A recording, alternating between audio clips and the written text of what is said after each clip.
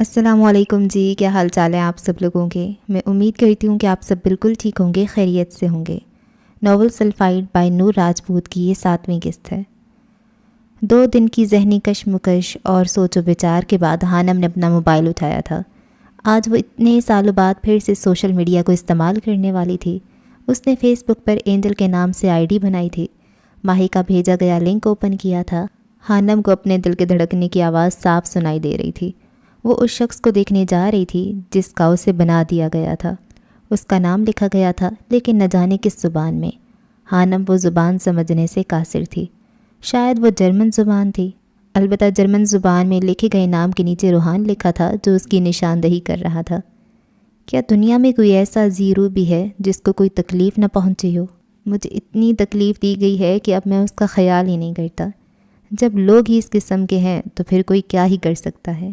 اگر اس کا خیال کرو تو کام میں خلل پڑتا ہے، اور پھر تکلیف پہ دل کڑھانے سے وقت ضائع کرنے کے علاوہ کچھ نہیں ہوتا۔ یہی ہے زندگی کا عالم۔ زندگی ایسے ہی گزرتی ہے میری ماں۔ ہانم کی پسندیدہ کتاب ماں سے اقتباس لیا گیا جو اس کے اباؤٹ میں لکھا تھا۔ وہ سحر زدہ سی پڑھ رہی تھی۔ ہانم کو یاد تھا اس کی وہ کتاب آج بھی ادھوری تھی۔ وہ مکمل نہیں ہوئی تھی، لیکن وہ شخص شاید مکمل کر چکا تھا۔ وہ اب اس کی فوٹوز دیکھ رہی تھی، لیکن حیرت کی بات یہ تھی کہ اس کی کسی تصویر میں روحان کا چہرہ واضح نہیں تھا۔ کچھ بہت دور سے لی گئی تھیں، کچھ پیچھے سے اور کچھ سائیڈ، کہیں بھی چہرہ نظر نہیں آ رہا تھا۔ اب وہ فوٹوز کو چھوڑ کر ویڈیوز دیکھ رہی تھی۔ اس کے لاکھوں فالوورز تھے، جن میں زیادہ تعداد یہودیوں، عیسائیوں اور ملحدوں کی تھی۔ وہ حیران تھی۔ جس انسان کے اتنے چاہنے والے ہوں، اسے میں کہاں یاد رہ سکتی ہوں؟ ہانم نے دل میں سوچا تھا۔ اسے اپنا آپ غیر ضروری سا محسوس ہوا تھا۔ وہ اس کی شروع سے لے کر اب تک کافی ویڈیوز دیکھ چکی تھی جو سائنس اور جینیٹکس کے متعلق تھیں۔ جتنے اسے کامنٹس میں سوال پوچھے گئے تھے وہ سب کے جواب پڑھ چکی تھی، اور اس کا دل صدمے کا شکار تھا۔ وہ شخص علم اور معلومات کا چلتا پھرتا انسائکلوپیڈیا تھا۔ بہت خوب۔ یقین نہیں آتا کہ کسی شخص کے پاس اتنا علم کیسے ہو سکتا ہے؟ کوئی اللہ سے اتنی محبت کیسے کر سکتا ہے؟ ہانم نے کامنٹ کیا تھا۔ کیسی ہو ہانم؟ اس کا میسج آیا تھا۔ ہانم تو دھک سے رہ گئی تھی۔ اس نے کبھی خواب میں بھی نہیں سوچا تھا کہ وہ اسے پہچان لے گا۔ آپ نے مجھے پہچانا کیسے؟ ہانم نے کانپتے ہاتھوں سے میسج ٹائپ کیا تھا۔ کمال ہے بھائی، اپنی وائف کو نہیں پہچانوں گا تو کیسے پہچانوں گا؟ اس کے الٹے سوال پہ ہانم کی سٹی گم ہوئی تھی، اور پھر لفظ اپنی وائف پہ غور کرنے پہ ہانم کے چہرے کا رنگ سرخ ہوا تھا۔ وہ زندگی میں پہلی بار خود کو کسی کے سامنے بے بس محسوس کر رہی تھی۔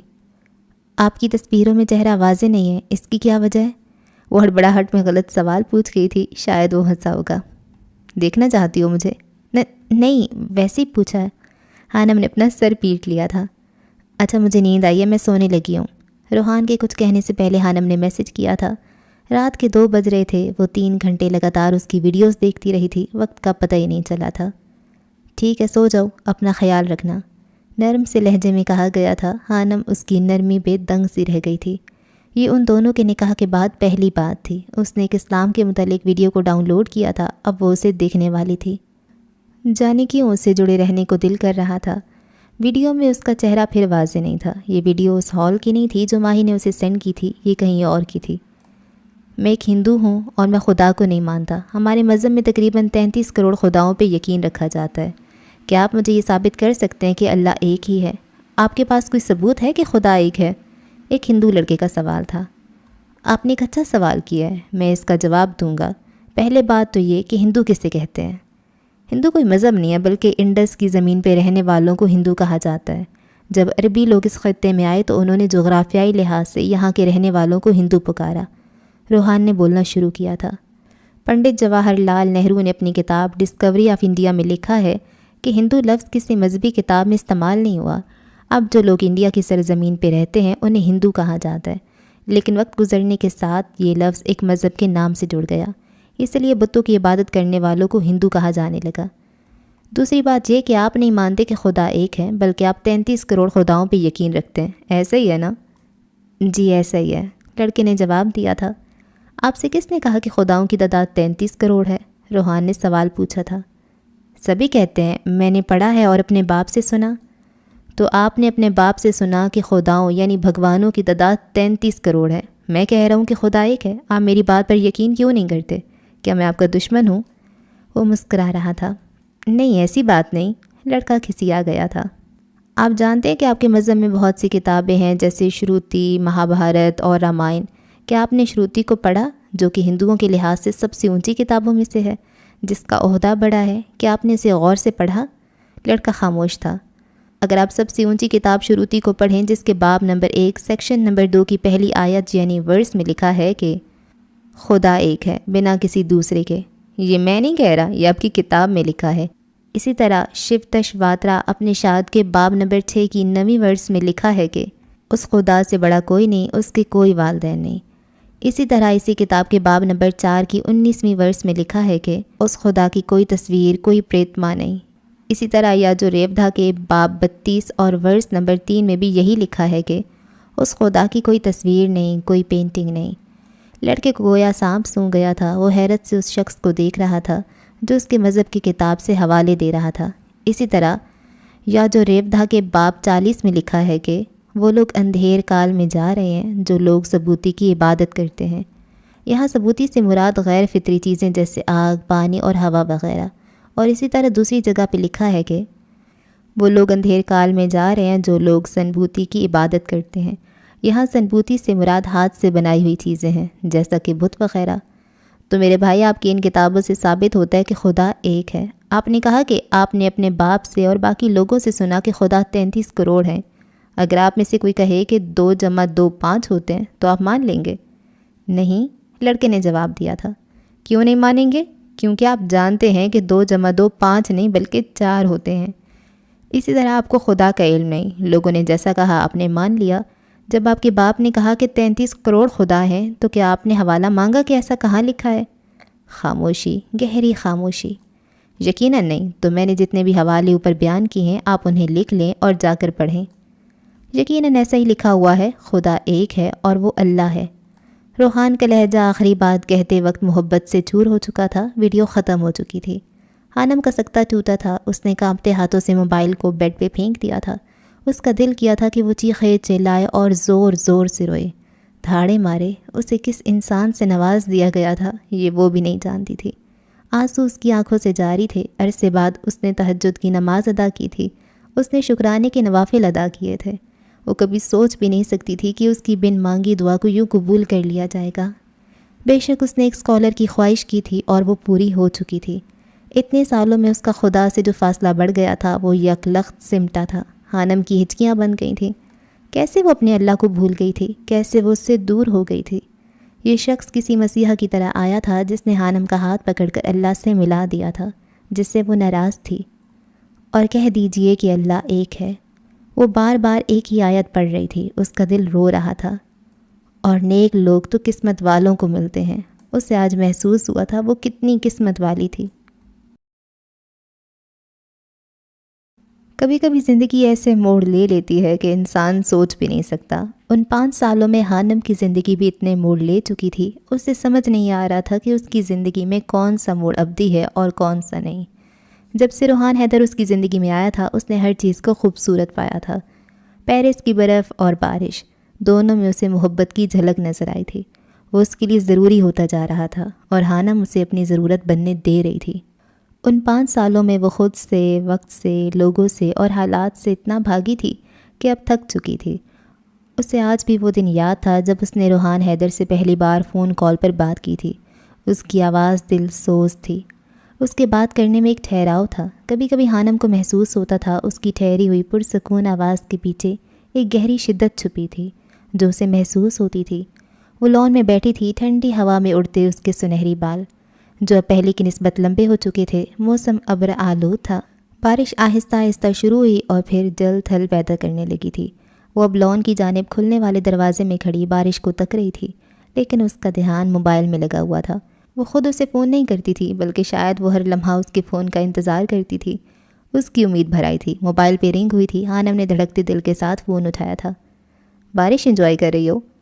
روحان کے سوال پر وہ دنگ رہ گئی تھی۔ آپ کو کیسے پتہ؟ خانم نے حیرانی سے پوچھا۔ پیرس میں بارش ہو رہی ہے جو لگاتار 3 دن تک جاری رہنے والی ہے۔ اب بارش ہو رہی ہے تو یقیناً تم اسے ہی دیکھ رہی ہوگی۔ جی، وہ بس اتنا ہی کہہ پائی تھی۔ اچھا یہ بتاؤ دنیا کی سب سے خوبصورت بارش کہاں ہوتی ہے؟ پنجاب یونیورسٹی میں۔ بے ساختہ ہی حانم کے منہ سے نکلا تھا۔ اگلے پل وہ زبان دانتوں تلے دبا چکی تھی، دوسری طرف خاموشی چھا گئی تھی۔ یوپی کی بارش حسین لگتی تھی لیکن اب نہیں۔ حانم نے اپنی بات کی توسیع کی۔ ایسا کیوں؟ وہ پوچھ رہا تھا۔ وہاں کی بارش سے بہت سی خوفناک یادیں جڑی ہیں جو روح کو گھائل کرتی ہیں، حانم نے آنکھیں بند کرتے ہوئے کہا تھا۔ روحان ایک گہری سانس لے کر رہ گیا تھا۔ جو برا ہوا اسے بھول جانا چاہیے، ہمیشہ اپنی زندگی میں اچھی چیزوں کا تصور کرو، خوش رہو۔ وہ مسکرایا تھا، حانم بھی مسکراتی تھی۔ اسے ہر چیز خوبصورت لگنے لگی تھی۔ یہ وہ اسے کیسے بتاتی؟ وہ شخص کو ہر لمحہ اپنے آس پاس محسوس کرتی تھی، اور محبت تو ایسی ہوتی ہے جو انسان کے کردار سے ہوتی ہے، اور جب محبت ہوتی ہے تو ہر چہرہ خوبصورت ہو جاتا ہے۔ ماسٹر مکمل ہو گیا تمہارا؟ جی 1 سال ہونے والا ہے، حانم نے بتایا۔ کس فیلڈ میں مکمل کیا ہے؟ جیولوجی، زمین کی اسٹڈی۔ اچھا، تو یہ بتاؤ زمین کی شکل کیا ہے؟ حانم اس کے اس سوال پر چونک گئی تھی۔ جیوسفیریکل، حانم کا انداز سوالیہ تھا۔ گڈ، لیکن یہ تو سائنس کہتی ہے، اللہ نے تو زمین کو بچھا دیا ہے۔ مجھے قرآن سے زمین کی چپٹی ہونے کی نشانیاں ملی ہیں۔ وہ شاید الجھی ہوئی تھی اس لیے پوچھ رہی تھی۔ آیت بتاؤ کس میں زمین کے چپٹی ہونے کا لکھا ہے؟ وہ پوچھ رہا تھا۔ سورہ نازعات کی آیت نمبر 30 میں لکھا ہے کہ اور اس کے بعد زمین کو ہموار بچھا دیا۔ اس آیت سے تو یہی معلوم ہوتا ہے نا کہ زمین چپٹی ہے۔ نہیں، ایسا نہیں ہے، وہ پھر مسکرا دیا۔ اس آیت کے آخر میں جو لفظ دہا یا ہا استعمال ہوا ہے، یہ عربی کے لفظ دوہی سے نکلا ہے، جس کا مطلب ہے انڈے جیسی شکل۔ اور یہ انڈا عام انڈا نہیں ہے، بلکہ یہ شتر مرغ کا انڈا ہے جو اوپر اور نیچے سے فلیٹ ہوتا ہے۔ حانم سانس روکے اسے سن رہی تھی۔ زمین کی تخلیق آسمان سے پہلے ہوئی، لیکن اس کو ہموار آسمان کی پیدائش کے بعد کیا گیا ہے، اور یہاں اسی حقیقت کا بیان ہے۔ اور ہموار کرنے یا پھیلانے کا مطلب ہے کہ زمین کو رہائش کے قابل بنانے کے لیے جن جن چیزوں کی ضرورت ہے اللہ نے ان کا اہتمام فرمایا۔ مثلا زمین سے پانی نکالا، اس میں چارہ اور خوراک پیدا کی، پہاڑوں کو میخوں کی طرح مضبوط کاٹ دیا تاکہ زمین نہ ہلے۔ لیکن اس کا ہرگز مطلب نہیں ہے کہ زمین چپٹی ہے۔ تقریباً 1579 میں ڈاکٹر فرینسک نے پہلی زمین کی شکل کے متعلق بتایا تھا۔ انہوں نے اسے اسپیریکل بتایا تھا، جبکہ قرآن پاک میں 1400 سال پہلے زمین کی شکل کے متعلق بتا دیا گیا تھا۔ اب سمجھ آئی؟ وہ نرم لہجے میں پوچھ رہا تھا۔ حانم نے اس بات میں سر ہلا دیا تھا جیسے وہ اسے دیکھ رہا ہو۔ اس نے سر اٹھا کر آسمان کو دیکھا تھا۔ اس کا دل اللہ کی محبت سے لبریز ہوا جا رہا تھا۔ عرصہ ہوا تھا اس نے قرآن کی آیات پہ تدبر کرنا چھوڑ دیا تھا۔ اب وہ شخص اسے واپس اسی حانم کے پاس لے جا رہا تھا جو ہر چیز میں لاجک ڈھونڈنے والی تھی۔ وہ تیز تیز قدموں سے پتھر سے بنی سڑک پہ آگے کی طرف بڑھ رہی تھی۔ ٹھنڈی ہوائیں اس کی ہڈیوں سے ہوتی ہوئی گزر رہی تھیں۔ اس کا بھاری وزنی اونی کوٹ تیز ہوا چلنے کے باعث پیچھے کی جانب اڑ رہا تھا۔ بھاری چنکی ہیلز کی آواز وقفے وقفے سے ابھر رہی تھی۔ تیز تیز چلنے کے باعث وہ ہانپ رہی تھی۔ حانم باہر گھوم رہی ہو کیا؟ وہ شاید اس کی پھولی آواز سے اندازہ لگا چکا تھا۔ جی، کافی عرصہ پہلے لائبریری سے کچھ کتابیں لی تھیں، انہیں واپس کرنے جا رہی ہوں، حانم نے بایاں ہاتھ کوٹ کی جیب میں اڑستے ہوئے بتایا۔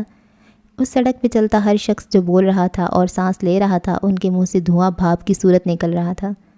آج کتابیں واپس کرنی لازمی تھی کیا؟ اور ماہی سے کہہ دیتی وہ لائبریری چھوڑ دیتی تمہیں۔ وہ فکر مند ہو رہا تھا۔ حانم کا اسے اپنی فکر کرنا اچھا لگا تھا۔ ماہی کو کچھ کام تھا، وہ صبح چلی گئی تھی۔ میں ویسے تو ٹرین میں آئی ہوں، بس یہ تھوڑا سا فاصلہ ہے جو پیدل طے کر رہی ہوں، وہ ہانپتے ہوئے بتا رہی تھی۔ ٹھنڈی ہوا اس کے نتنوں سے ٹکرا کر ناک کے ذریعے اندر چلی گئی تھی۔ حانم کو لگاتار 2 چھینکیں آئی تھیں۔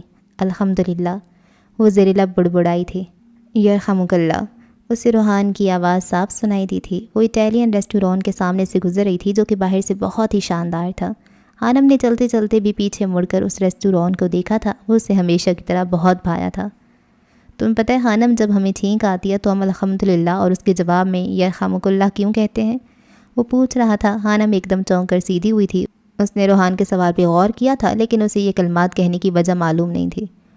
جب انسان چھینکتا ہے تو ملی سیکنڈز یعنی پل کے 1000ویں حصے کے لیے انسان کا دل بند ہو جاتا ہے۔ اس لیے ہم مسلمان چھینک آنے کے بعد الحمدللہ یعنی اللہ تیرا شکر ہے کہتے ہیں، اور دوسرا اس کے جواب میں یرحمک اللہ کہتا ہے یعنی اللہ تم پہ رحم کرے، اور یہی باقی نان مسلم گاڈ بلیس یو کہتے ہیں۔ الحمدللہ اس لیے کہا جاتا ہے کہ چھینک آنے کے بعد انسان کا دل دوبارہ دھڑکنا شروع کر دیتا ہے، اس لیے شکر ادا کیا جاتا ہے۔ اور دوسرا اللہ تم پر رحم کرے اس لیے کہتا ہے۔ کبھی کبھی چھینکنے کے بعد انسان کافی دیر نارمل نہیں ہو پاتا تو اسے یہ دعا دی جاتی ہے۔ وہ کہہ کر خاموش ہو چکا تھا۔ جبکہ خانم کے تیز قدموں کو بریک لگی تھی۔ ہر چیز جیسے پس منظر میں چلی گئی تھی۔ وہاں سے گزرتے لوگ ساکت ہوئے تھے۔ وہ سڑک کے درمیان کھڑی اپنے دل کے دھڑکنے کی آواز صاف سن رہی تھی۔ اس نے اپنے دل کو رکتے اور پھر مسرت سے دھڑکتے پایا تھا۔ اسکارف کے نیچے سے اس کے سنہری بال ایک لٹ کی صورت نکل کر بار بار چہرے کو چھو رہے تھے۔ اس نے ہواؤں کے شور کو سنا تھا، محسوس کیا تھا۔ سرسراتی ہوائیں اس کے اندر سے گزرتی کسی کے نام کی مالا جپ رہی تھیں۔ خانم نے پہلی بار خود کو بے بس محسوس کیا تھا۔ اگر ہم چھینک ہی روک لیں تو پھر تو دل نہیں بند ہوگا نا؟ خانم نے خود کو نارمل کرنے کے لیے پوچھا تھا۔ تو مسز، جو انسان ایسا کرتا ہے اس کے دماغ کی رگ پھٹ سکتی ہے۔ چھینک بہت زور آور ہوتی ہے، اسے نہیں روکنا چاہیے۔ اوف، ڈرائیں تو مت۔ خانم اس کی بات سن کر جھرجھری سے لے کر رہ گئی تھی۔ روحان اس کی بات سن کر دل کھول کر ہنسا تھا۔ خانم نے محسوس کیا تھا اس کی ہنسی بہت خوبصورت تھی۔ وہ کبھی چھت پھاڑ کہکا نہیں لگاتا تھا۔ جانے اس کے مزاج میں اتنی نفاست کہاں سے آئی تھی۔ پیرس کب آ رہے ہیں آپ؟ خانم نے بات کا رخ بدلا تھا۔ اسے اب اپنے سامنے لائبریری نظر آ گئی تھی۔ جب تم بلاؤ گی آ جاؤں گا۔ اس کے جان نثار لہجے پر خانم مسکرا کر رہ گئی تھی۔ ٹھیک ہے، پھر جلدی سے تیاری کر لیں، میں آپ سے ملنا چاہتی ہوں، وہ بھی بہت جلد۔ وہ جیسے حکم دے رہی تھی۔ وقت برق رفتاری سے بھاگ رہا تھا۔ اسے نہ دن کی خبر ہوتی اور نہ رات کی۔ اسے یاد تھا تو اتنا کہ روحان کی قرآن پاک کی آیات پہ کیا گیا تدبر سننا ہوتا تھا۔ وقت بدل رہا تھا جیسے موسم بدل رہا تھا، اور وہ بھی تو بدل رہی تھی۔ جیسی وہ لائبریری میں داخل ہوئی تھی، اسے سامنے والی میز پہ ہشام بیٹھا نظر آیا تھا۔ کتنے مہینوں بعد وہ اس کی شکل دیکھ رہی تھی۔ وہ سیدھا اس کی طرف بڑھ گئی تھی۔ یہ آپ کی کتابیں؟ خانم نے کتابوں کو میز پہ رکھتے ہوئے کہا تھا۔ ہشام نے چونک کر اسے دیکھا تھا۔ اس کی آنکھوں میں اذیت ابھری تھی جسے خانم محسوس نہیں کر پائی تھی۔ کیسی آپ؟ وہ پوچھ رہا تھا۔ جی اللہ کا شکر ہے میں ٹھیک ہوں۔ آپ گم ہو گئے ہیں شاید۔ مجھے بتایا تھا ماہی نے اس دن آپ گھر آئے تھے، تب میں سوئی ہوئی تھی۔ جانتا ہوں۔ پھیکی سی مسکراہٹ اس کے لبوں پہ پھیل گئی تھی۔ خانم نے محسوس کیا تھا وہ پہلے سے کافی کمزور ہو گیا تھا۔ اس کی آنکھیں اندر کو دھنسی نظر آ رہی تھیں۔ آپ کی طبیعت تو ٹھیک ہے؟ وہ بھی اختیاری میں پوچھ بیٹھی تھی۔ ہشام نے ایک شکوہ بھری نظر اس پہ ڈالی تھی۔ خانم کو محسوس ہو رہا تھا کہ اسے ہشام کے سامنے نہیں آنا چاہیے تھا۔ ابھی تک تو ٹھیک ہوں، زندہ ہوں، وہ زخمی مسکراہٹ لیے کہہ رہا تھا۔ میرا نکاح ہو چکا ہے، خانم نے سنجیدہ سے لہجے میں بتایا تھا۔ جانتا ہوں۔ اس کے جواب پہ خانم چونکی تھی۔ وہ اسے سوالیہ نظروں سے دیکھ رہی تھی۔ ماہی نے بتایا تھا؟ ہشام ایک دم سیدھا ہوا تھا۔ بہت بہت مبارک ہو۔ وہ مشکل سے مسکرا پایا تھا۔ شکریہ۔ رخصتی کب ہے اور تم روحان سے ملی ہو کیا؟ نہیں، ابھی نہیں ملی، شاید اگلے مہینے ملے، ہم سوچ رہے تھے کہ اینیورسری پر ملیں۔ خانم مسکرائی تھی۔ ہشام پہلو بدل کر رہ گیا تھا۔ آپ اتنی کتابیں کیوں پڑھتے ہیں، وہ بھی عشق کی داستانیں؟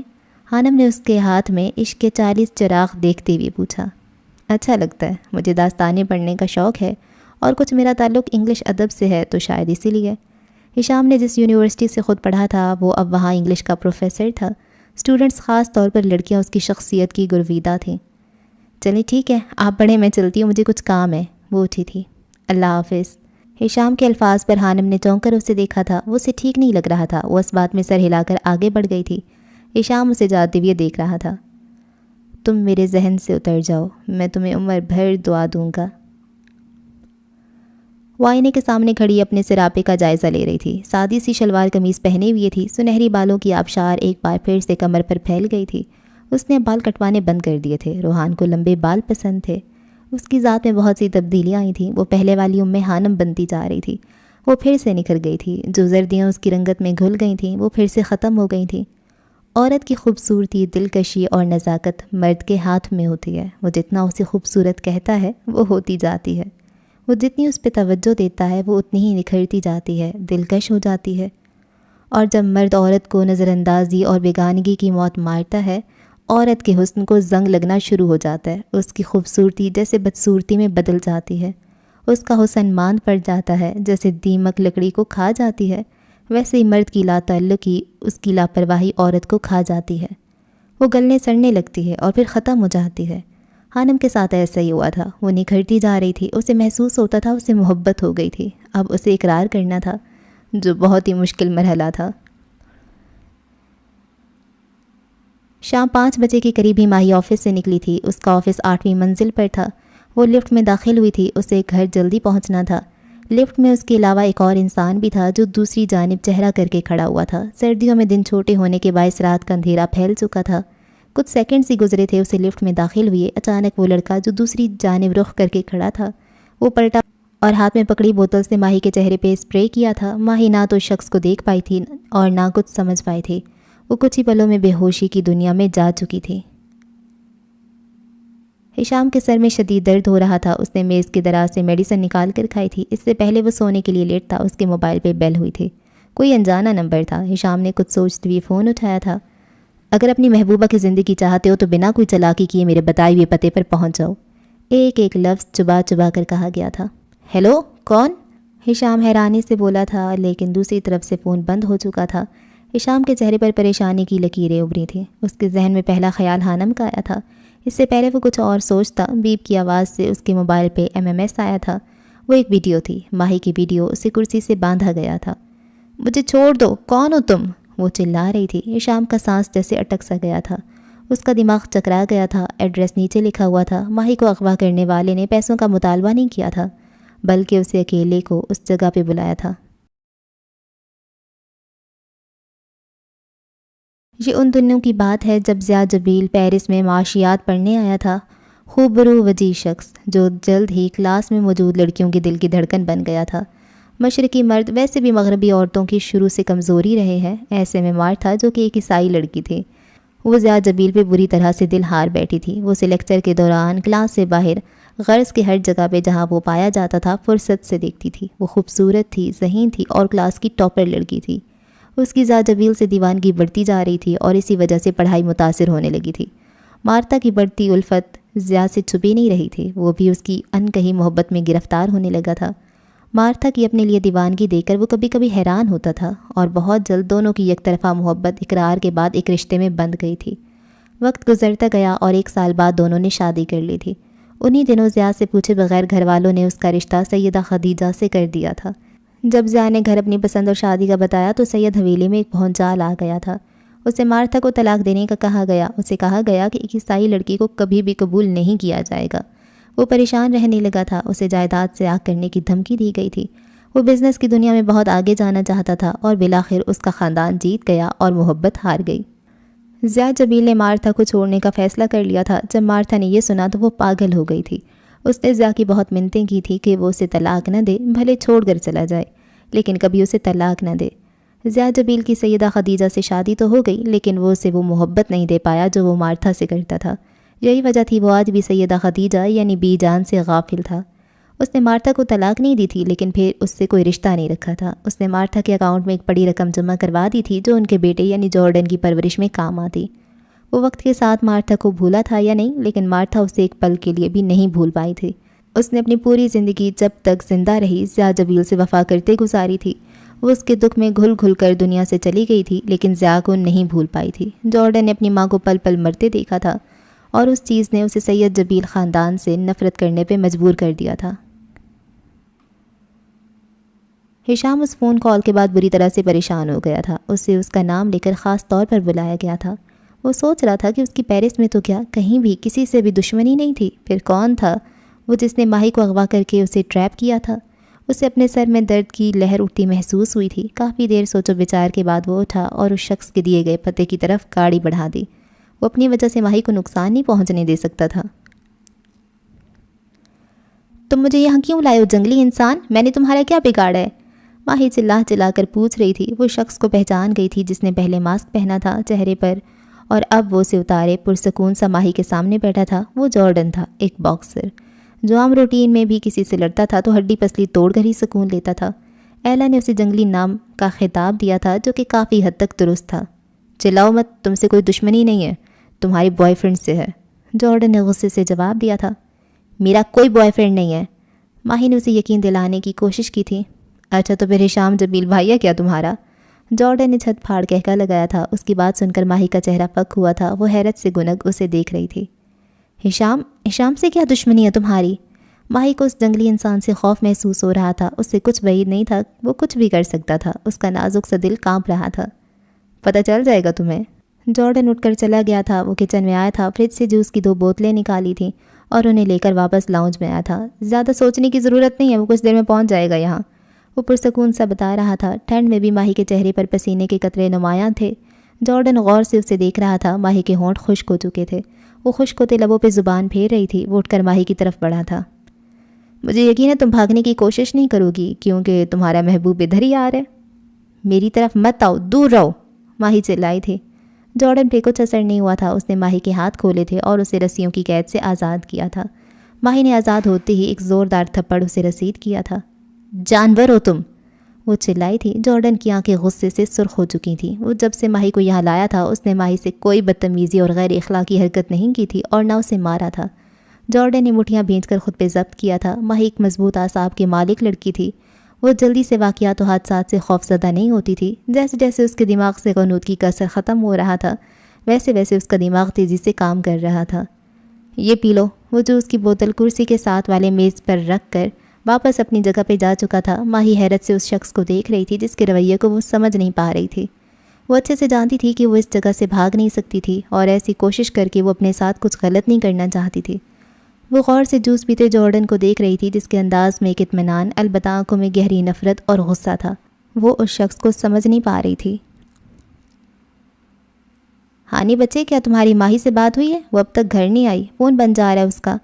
لوسی ماں نے پریشان سے ہانم کے کمرے میں داخل ہوئی تھیں۔ نہیں لوسی ماں، میری کوئی بات نہیں ہوئی، ہانم نے جواب دیا تھا۔ لوسی ماں کی بات سن کر وہ بھی پریشان ہو گئی تھی۔ پتہ نہیں کہاں رہ گیا میرا بچہ، کبھی بنا بتائے گھر سے اتنی دیر باہر نہیں رہتا۔ آپ پریشان مت ہو لوسی ماں، میں اس کا نمبر ملاتی ہوں، میٹنگ میں ہوگی، آ جائے گی، ہانم نے انہیں تسلی دی تھی۔ میرا دل بہت گھبرا رہا ہے بچے، خدا سب ٹھیک کرے، انشاءاللہ سب ٹھیک ہوگا، آپ پریشان نہ ہو، آپ آرام کریں جا کر، میں کچھ کرتی ہوں۔ ہانم کی بات سن کر لوسی ماں چلی گئی تھی لیکن ہانم پریشانی سے ماہی کا نمبر ملا رہی تھی۔ ہشام جب جارڈن کے دیے گئے پتے پر پہنچا تو کافی رات ہو چکی تھی۔ یہ ایک سنسان سا علاقہ تھا، ساحل سمندر کے قریب، جہاں گھر ایک دوسرے سے کافی فاصلے پر بنے ہوئے تھے۔ وہ گاڑی گھر کے باہر کھڑا کر کے اندر آ گیا تھا۔ گیٹ کھلا تھا، اسے کوئی مسئلہ نہیں ہوا تھا، اس سے اپنی نہیں ماہی کی فکر ہو رہی تھی۔ وہ جیسے ہی لاؤنج کا دروازہ کھول کر اندر داخل ہوا تھا ساکت رہ گیا تھا۔ سامنے کرسی پہ ماہی بیٹھی تھی اور صوفے پہ جارڈن جس کے ہاتھ میں پسٹل تھا اور اس کا رخ ہشام کی طرف تھا۔ Welcome my brother, welcome. Jordan ٹھٹھائی سے ہنسا تھا۔ ہشام اسے حیرت سے دیکھ رہا تھا۔ وہ آج سے پہلے کبھی جارڈن سے نہیں ملا تھا، وہ تو اس کا نام تک نہیں جانتا تھا۔ ہشام، آپ کو یہاں نہیں آنا چاہیے تھا، آپ جائیں یہاں سے۔ ماہی اپنا ضبط کھو بیٹھی، وہ بری طرح سے رو دی تھی۔ یقیناً تم مجھے نہیں جانتے ہوں گے لیکن میں اچھے سے جانتا ہوں تمہیں ہشام جبیل، لیکن کوئی بات نہیں، آج تم مرنے سے پہلے سب جان جاؤ گے۔ جارڈن کی آنکھوں میں گہری صفاقی تھی۔ آؤ بیٹھو۔ جارڈن کے اشارے پر ہشام صوفے کی طرف بڑھ گیا تھا۔ وہ جاننا چاہتا تھا کہ جارڈن اس سے نفرت کیوں کرتا تھا، اس کی وجہ کیا تھی۔ میں ہوں جارڈن جبیل، زیاد جبیل کا بیٹا، بدقسمتی سے تمہارا سوتیلا بھائی۔ ہشام کو لگا تھا جیسے گھر کی عمارت اس کے اوپر گر گئی ہو۔ وہ حیرت سے گنگ جارڈن کو دیکھ رہا تھا۔ یقین نہیں آتا تو اپنے باپ سے پوچھ لو، سب پتہ چل جائے گا۔ وہ مسکرایا تھا، زخمی مسکراہٹ۔ جارڈن نے اپنے پاس صوفے پہ رکھے بڑے سے ڈبے سے کچھ نکالا تھا اور پھر اسے ہشام کی طرف پھینکا۔ یہ دیکھو، دیکھو سب۔ وہ مارتھا اور زیا کی تصویریں تھیں، کچھ شادی سے پہلے کی، کچھ بعد کی اور کچھ شادی کی۔ ہشام پھٹی پھٹی نگاہوں سے انہیں دیکھ رہا تھا۔ اس کے سر میں شدید درد تھا جسے وہ مشکل سے کنٹرول کیے ہوئے تھا۔ یہ دیکھو، یہ نکاح نامہ کورٹ میرج کا۔ جانتے ہو میری ماں مارتھا ساری عمر تمہارے باپ کی بے وفائی کی وجہ سے روتی رہی، وہ گھٹ گھٹ کر مر گئی۔ میں نے باپ کی ہوتی ہوئی یتیمی کی زندگی گزاری ہے۔ مجھے انتہا کی نفرت ہے تم سب سے، تمہارے خاندان سے۔ جب وہ محبت نبھا نہیں سکتا تھا تو کیوں میری ماں کو برباد کیا، آخر کیوں؟ وہ چلایا تھا۔ جارڈن کی آنکھوں میں نمی جبکہ لہجے میں اذیت تھی۔ اس کے چلانے سے ماہی ڈر گئی تھی جبکہ ہشام تو زلزلوں کی زد میں تھا۔ اسے آج پتہ چلا تھا اس کا باپ اس کی بی جان کو کیوں نظر انداز کرتا تھا۔ جتنی اذیت اس وقت جارڈن کے اندر پھیلی تھی اتنی ہی ہشام کی رگوں میں بھی اتری تھی۔ اس نے اپنے بابا سائیں کی زندگی کا یہ رخ تو کبھی دیکھا نہیں تھا۔ تمہارے باپ نے مجھ سے میری سب سے قیمتی چیز چھینی ہے، میرا واحد سہارا، میری ماں، اور آج میں تمہیں مار کر اپنا بدلہ لوں گا زیاد جبیل سے۔ بہت پیار کرتا ہے نا وہ تم سے، آج میں اس سے اس کی قیمتی چیز چھینوں گا۔ وہ بے رحم ہوا تھا۔ نہیں، تم ایسا نہیں کرو گے جارڈن، ماہی چلائی تھی۔ بہت پیار کرتے ہو تم دونوں ایک دوسرے سے، ہے نا؟ جارڈن نے ماہی کی طرف اشارہ کر کے پوچھا تھا۔ ہشام نے ماہی کو دیکھا تھا اور پھر نظریں چرا گیا تھا۔ موت جس انسان کا انتظار کر رہی ہو، تم اسے کیا مارو گے جارڈن؟ ہشام بولا تو اس کے لہجے میں صدیوں کی تھکن تھی۔ جارڈن نے چونک کر اسے دیکھا تھا۔ اور میں ماہی سے محبت نہیں کرتا، تمہیں غلط فہمی ہوئی ہے، اسے جانے دو، اس کا کوئی قصور نہیں۔ میرا خاندان تمہارا گنہگار ہے، ماہی کا نہیں۔ تمہیں کیا لگتا ہے تم کہو گے اور میں مان لوں گا؟ جارڈن نے کہکا لگایا تھا۔ بہت بار تم دونوں کو ایک ساتھ دیکھا ہے، تم ماہی کے گھر بھی آتے جاتے ہو، مجھے بے وقوف سمجھا ہے؟ غصہ انسان سے اس کی سوچنے سمجھنے کی صلاحیت چھین لیتا ہے، اگر تم غور کرتے تو جان لیتے۔ میں یہاں تم دونوں کی بکواس ہرگز نہیں سننے والا، تم مرو گے ہشام جبیل، تم مرو گے تب بھی مجھے سکون ملے گا۔ اس نے پسٹل کا رخ ہشام کی طرف کیا تھا۔ تم ایسا نہیں کر سکتے۔ ماہی ہشام کی طرف لپکی تھی، جارڈن نے ٹریگر پہ انگلی رکھی تھی۔ نہیں جارڈن، تم ایسا نہیں کرو گے۔ ماہی رو دی تھی، وہ ہشام کے آگے کھڑی تھی۔ ماہی کو ہشام کے لیے تڑپتا دیکھ کر ایک بار پھر جارڈن کے اندر اذیت پھیلی تھی۔ موت تو برحق ہے ماہی، اگر اسی طرح لکھی ہے تو اسی طرح صحیح۔ ہشام نے ماہی کا بازو پکڑ کر اسے سائڈ پہ کیا تھا اور خود چلتا جارڈن کے سامنے آیا تھا۔ اگر میری موت سے میرے باپ کا گناہ جو کہ انہوں نے مجبوری میں کیا مٹ جائے گا اور تمہاری تکلیف کم ہو جائے گی، مارتھا ماں کی روح کو سکون مل جائے گا، تو مار دو مجھے۔ ہشام کا لہجہ حتمی تھا۔ جارڈن نے چونک کر اسے دیکھا تھا۔ ہشام نے اس کی ماں کو ماں کہا تھا۔ وہ رشتوں کو خود سے بڑھ کر عزت دینے والا شخص تھا۔ ایک پل کے لیے جارڈن کا دل بدلا تھا، دوسرے ہی پل اس نے پسٹل کو ہشام کی پیشانی پہ رکھا تھا۔ نہیں جارڈن، پلیز معاف کر دو، ہشام کو کچھ مت کہنا، میں تمہارے آگے ہاتھ جوڑتی ہوں۔ ماہی اس کے سامنے ہاتھ جوڑے کھڑی تھی۔ تمہیں اللہ کا واسطہ ہے ہمیں جانے دو، ہشام کو کچھ مت کہو، ہشام میری زندگی ہے، تم کہو تو میں تمہارے پاؤں پکڑ لیتی ہوں۔ وہ روتی ہوئی اس کے پاؤں کی طرف جھکی تھی۔ اور کوئی اپنی محبت کے لیے یوں نہ رویا ہوگا۔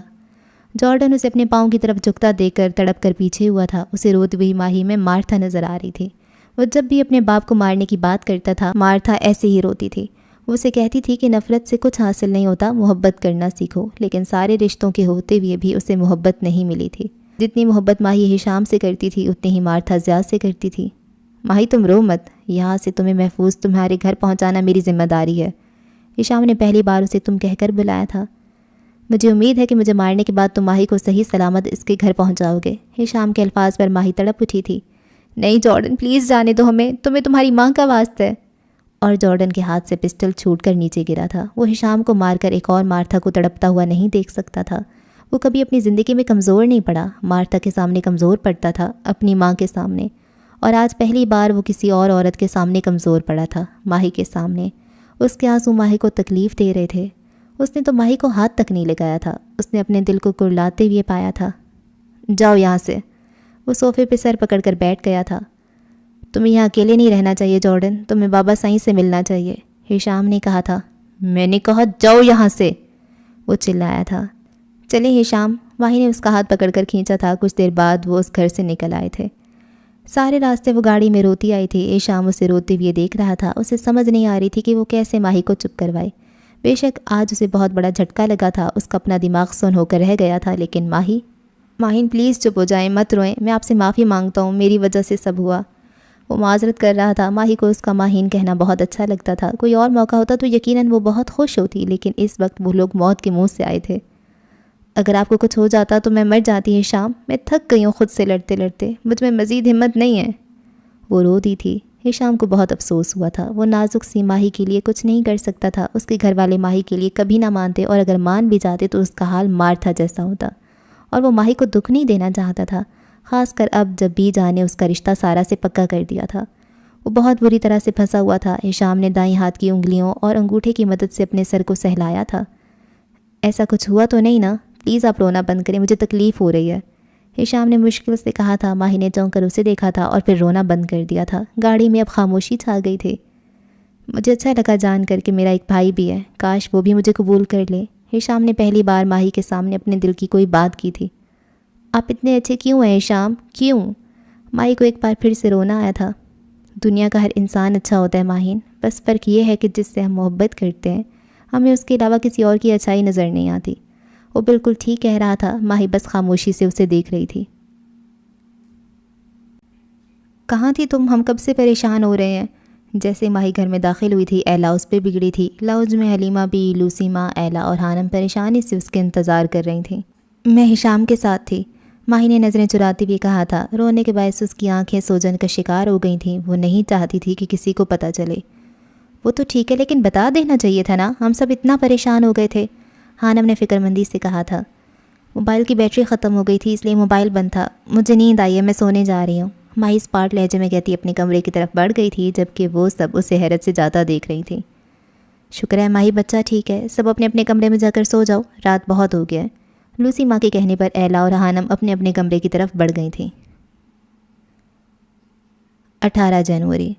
आज کی صبح پیرس کی سب سے حسین ترین صبح تھی، خاص طور پر ہانم کے لیے۔ آج وہ اپنے روحان سے ملنے والی تھی۔ آج ان کی شادی کی پہلی اینیورسری تھی۔ وہ صبح 6 بجے کی فلائٹ سے پیرس پہنچنے والا تھا اور ہانم اس کا استقبال کرنے والی تھی۔ اس نے خوبصورت سی جگہ پہ، جہاں لوگوں کا ہجوم کم ہوتا تھا، روحان کا ویلکم کرنا تھا۔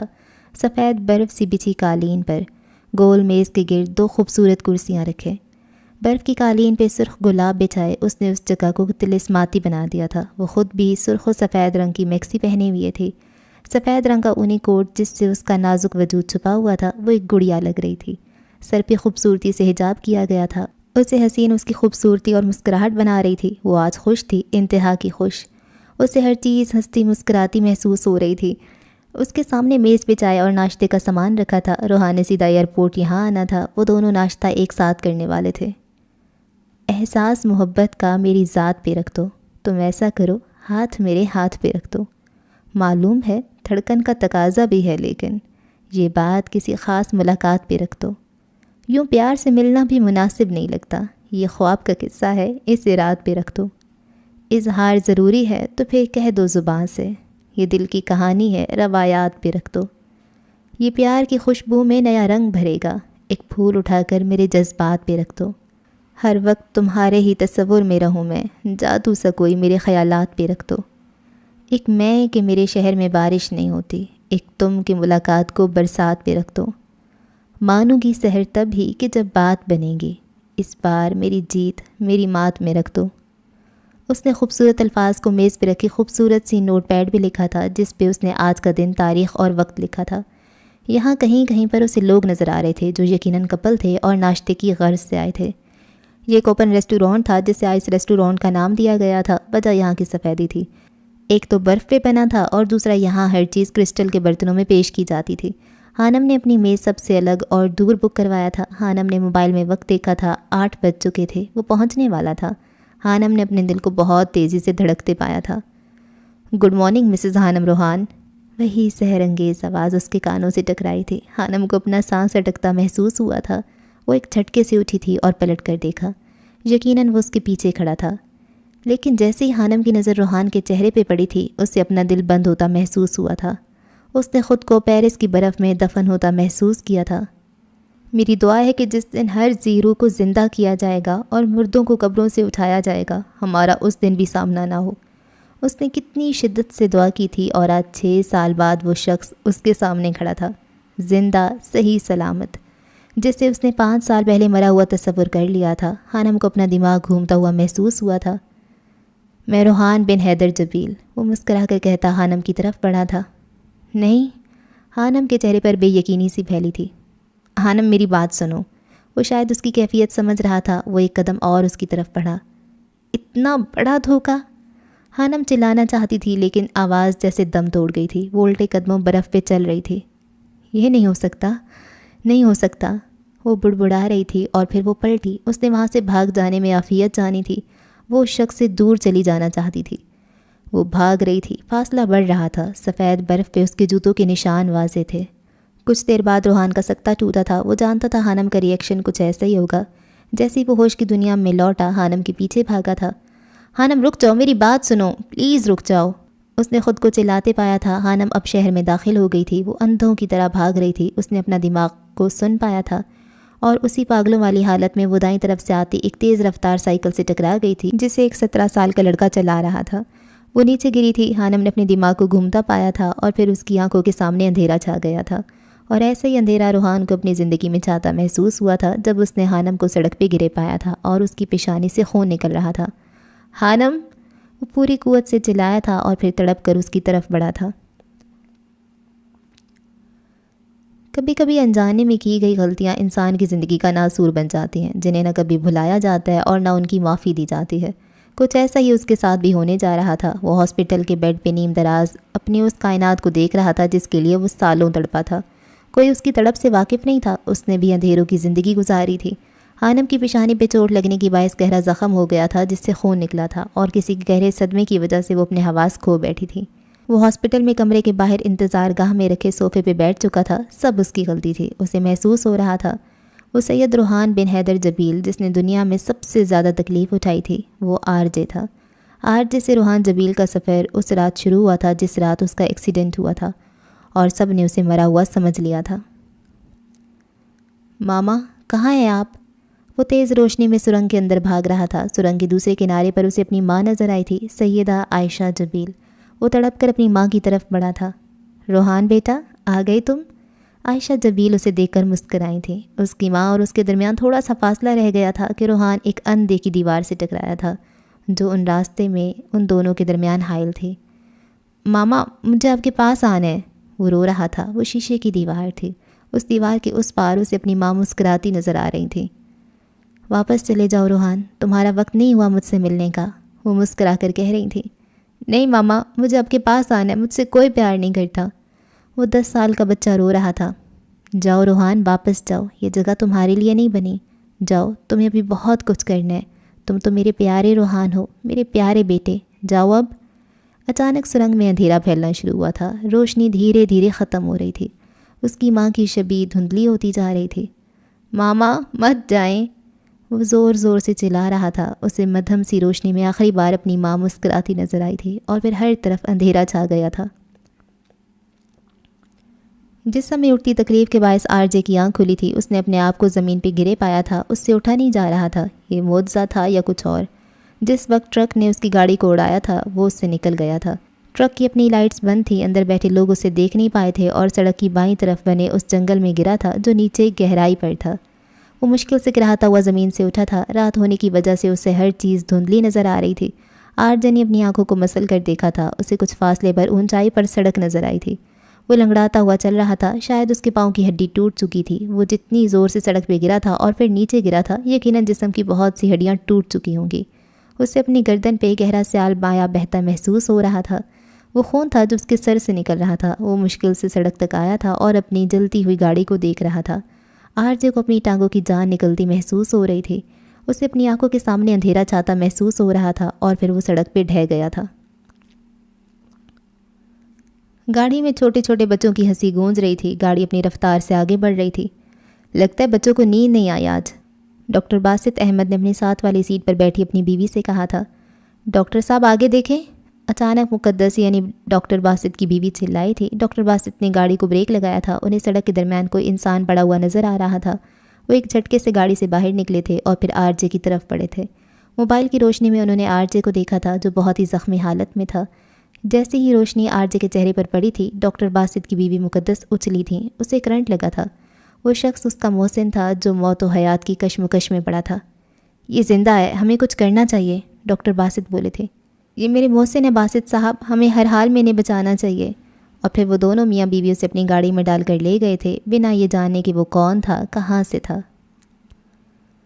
डॉक्टर बासित अहमद शहर की एक मुअज़्ज़िज़ शख्सियत थे। वो न सिर्फ पाकिस्तान की बल्कि बाहर की दुनिया में भी जाने जाते थे। वो एम्ब्रियोलॉजी के मैदान में माहिर होने के साथ एक इंटरनेशनल इस्लामिक स्कॉलर थे। दुनिया भर के मुसलमान उनसे वाकिफ़ थे। उम्र 55 से 60 साल थी। किसी ज़माने में लंदन डॉक्टरेट की डिग्री लेने गए थे। दिल ऐसा पलटा कि इस्लामी दुनिया में एक बड़ा नाम कमा लिया। उनकी बीवी मुकद्दस एक 32 साल औरत थी जिससे उन्होंने दूसरी शादी की थी। उस रात वो आरजे को उठाकर अपने हॉस्पिटल लाए थे जिसका नाम अल-नूर था। आरजे की हालत बहुत ख़राब थी। उसके बचने की उम्मीद बहुत कम थी। फिर भी डॉक्टर्स ने अपनी कोशिश जारी थी। उसके सर पे गहरी चोट लगी थी। 3 दिन बाद आरजे को होश आया था। उसने थोड़ी सी आंखें खोली थी। उसे महसूस हुआ था कमरे में अंधेरा था। उसे होश में आता देखकर नर्स डॉक्टर को बुलाने भागी थी। वो मोबाइल पे शायद कोई ख़बर सुन रही थी जिसे वो हड़बड़ाहट में उस कमरे में ही छोड़ गई थी। मोबाइल पर एंकर किसी के मरने की खबर दे रहा था। मुल्क का मशहूर और सबके दिलों में धड़कने वाला सिंगर आरजे एक हादसे में जाँ बहक हो चुका था। आरजे को अपना सांस अटकता महसूस हो रहा था। वो ज़िंदा था, क्या किसी को नज़र नहीं आ रहा था? मैं ज़िंदा हूँ, वो चिल्लाया था। यहाँ इतना अंधेरा क्यों है? वो चीख रहा था। उसे अपने जिस्म की हर जोड़ से दर्द की एक लहर उठती महसूस हो रही थी।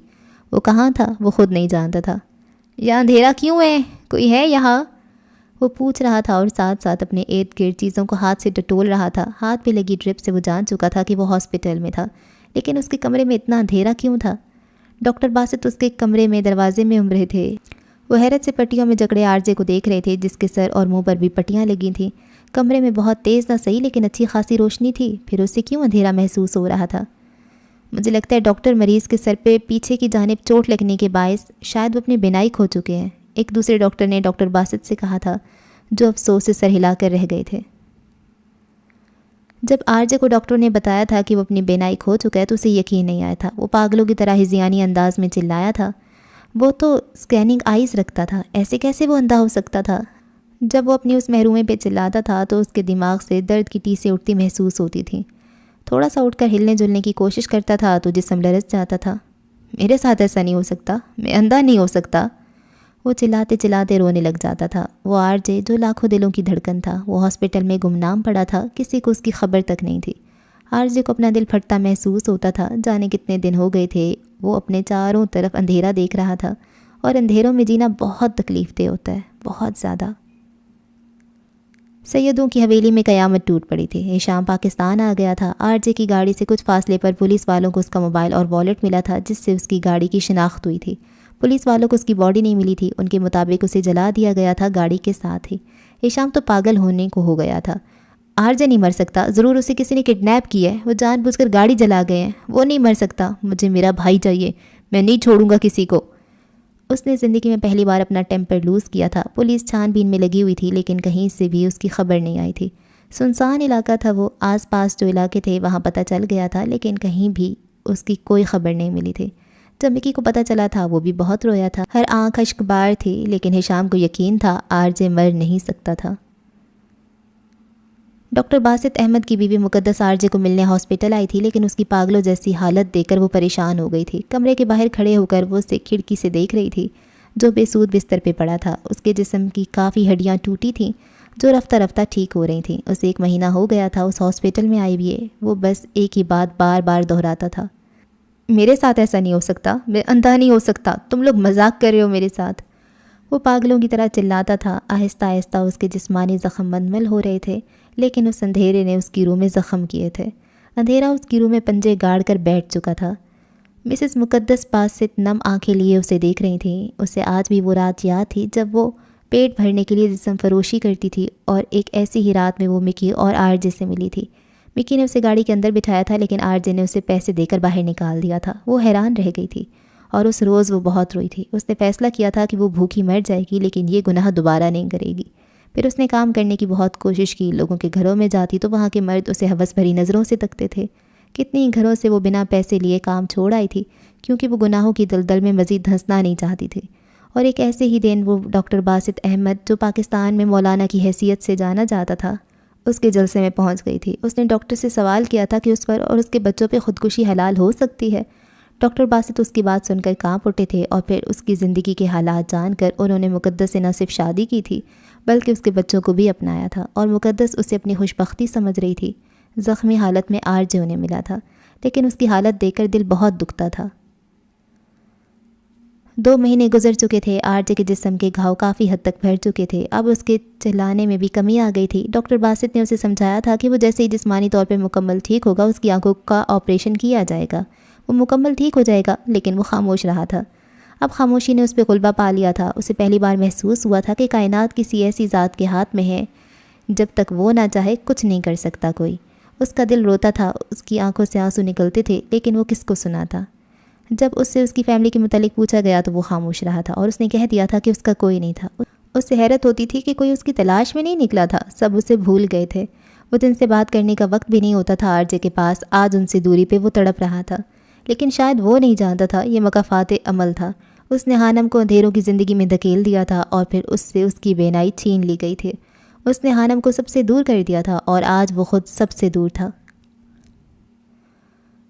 ڈاکٹر باسط اور مقدس اسے اپنے گھر لے آئے تھے۔ آرجے کے ہونٹوں پر خاموشی کی مہر لگ چکی تھی۔ اسے اس اندھیری زندگی میں ہر طرف خدا کی ذات محسوس ہوتی تھی۔ وہ آرجے کتنا بھاگا تھا، لیکن وہ ایک عام سی لڑکی کو نہیں ڈھونڈ پایا تھا۔ وہ آرجے جسے اپنے وجود پہ گھمنڈ تھا، آج وہ تاریکیوں کی نظر تھا۔ وہ کچھ نہیں کر سکتا تھا۔ مقدس نے اسے سب بتا دیا تھا کہ وہ کون تھی۔ وہ آرجے کو اپنا منہ بولا بھائی مانتی تھی۔ سب جاننے کے بعد بھی اس کے ہونٹوں سے ایک لفظ نہیں نکلا تھا۔ اس اندھیری کی زندگی سے تو موت اچھی تھی، وہ محسوس کرتا تھا۔ ڈاکٹر باسط نے خاص اس کی دیکھ بھال کے لیے ملازم رکھے تھے، جو اسے ایک جگہ سے دوسری جگہ لے کر جاتے تھے۔ وہ اتنا بے بس اور لاچار ہو چکا تھا کہ اپنے ہاتھ سے پانی تک بھی نہیں لے کر پی سکتا تھا۔ ڈاکٹر باسط کے گھر میں زیادہ تر قرآن پاک کی تلاوت لگی ہوتی تھی، یا پھر ان کے جلسوں کی ریکارڈڈ ویڈیو جو مقدس بہت اشتیاق سے سنتی تھی۔ انسان چاہے جتنے مرضی گناہ کر لے، اسے اللہ نے آزاد چھوڑا ہوا ہے، لیکن جب اللہ رسی کھینچتا ہے تو انسان تڑپ بھی نہیں پاتا۔ خوش قسمت ہوتے ہیں وہ لوگ جو کلمہ گو مرتے ہیں، جنہیں اللہ معافی کا موقع دیتا ہے۔ آج بھی وقت ہے، توبہ کر لو، توبہ کر لو، کہ جب میرا رب پکڑنے پر آتا ہے تو کچھ کام نہیں آتا۔ بے شک میرے رب کی پکڑ بڑی زبردست ہے۔ جب آرجے ان کی باتیں، ان کے بیانات سنتا تھا، اسے خدا کی ذات کا احساس ہوتا تھا۔ اسے محسوس ہوتا تھا کہ وہ کچھ نہیں تھا، اللہ ہی سب کچھ تھا اور ہے، رہے گا۔ ڈاکٹر باسط کی آواز میں تاثیر تھی، وہ لوگوں کے دلوں کو پھیر دینے کی صلاحیت رکھتے تھے، شاید اسی لیے اللہ نے آرجے کی ذمہ داری انہیں سونپی تھی۔ میاں اب تو تم کافی حد تک ٹھیک ہو چکے ہو، چاہے تو بیٹھ کر اشاروں سے نماز پڑھ سکتے ہو۔ اس رات ڈاکٹر باسط اس کے پاس تشریف لائے تھے۔ ان کی بات سن کر آرجے چونکا تھا۔ اس نے ڈاکٹر باسط کو نہیں دیکھا تھا، لیکن وہ کہہ سکتا تھا کہ وہ شخص دیکھنے میں بھی بہت باروب ہوگا۔ نماز کا لفظ سن کر اسے وہ وقت یاد آیا تھا جب نماز پر سوال اٹھانے پر اسے مولوی نے مارا تھا اور شیطان کہا تھا۔ اس روز وہ بچہ اپنی معصومیت کھو کر شیطان بن چکا تھا۔ جو اللہ کے وجود کا انکاری تھا، آج عرصے بعد اس سے کسی نے سوال کیا تھا۔ کیا ہوا، خاموش کیوں ہو؟ وہ پوچھ رہے تھے۔ میں اللہ کی ذات کو نہیں مانتا۔ آرجے کے لہجے میں شکستگی تھی۔ ملحد ہو؟ وہ محبت سے پوچھ رہے تھے۔ آرجے ان کے لہجے پہ حیران ہوا تھا۔ اسے لگا تھا جب ڈاکٹر باسط کو یہ پتہ چلے گا کہ وہ ایک ملحد تھا تو وہ اسے گھر سے نکال کر باہر پھینک دیں گے۔ چلو اچھی بات ہے، وہ سن کر مسکرائے تھے۔ ان کی بات سن کر آرجے کو جھٹکا لگا تھا۔ یہ آپ کیا کہہ رہے ہیں؟ وہ حیرانی سے پوچھ رہا تھا۔ ٹھیک ہی تو کہہ رہا ہوں، بلکہ مبارک ہو میاں تمہیں کہ تم ایک ملحد ہو، تم کافر یا مشرک نہیں ہو۔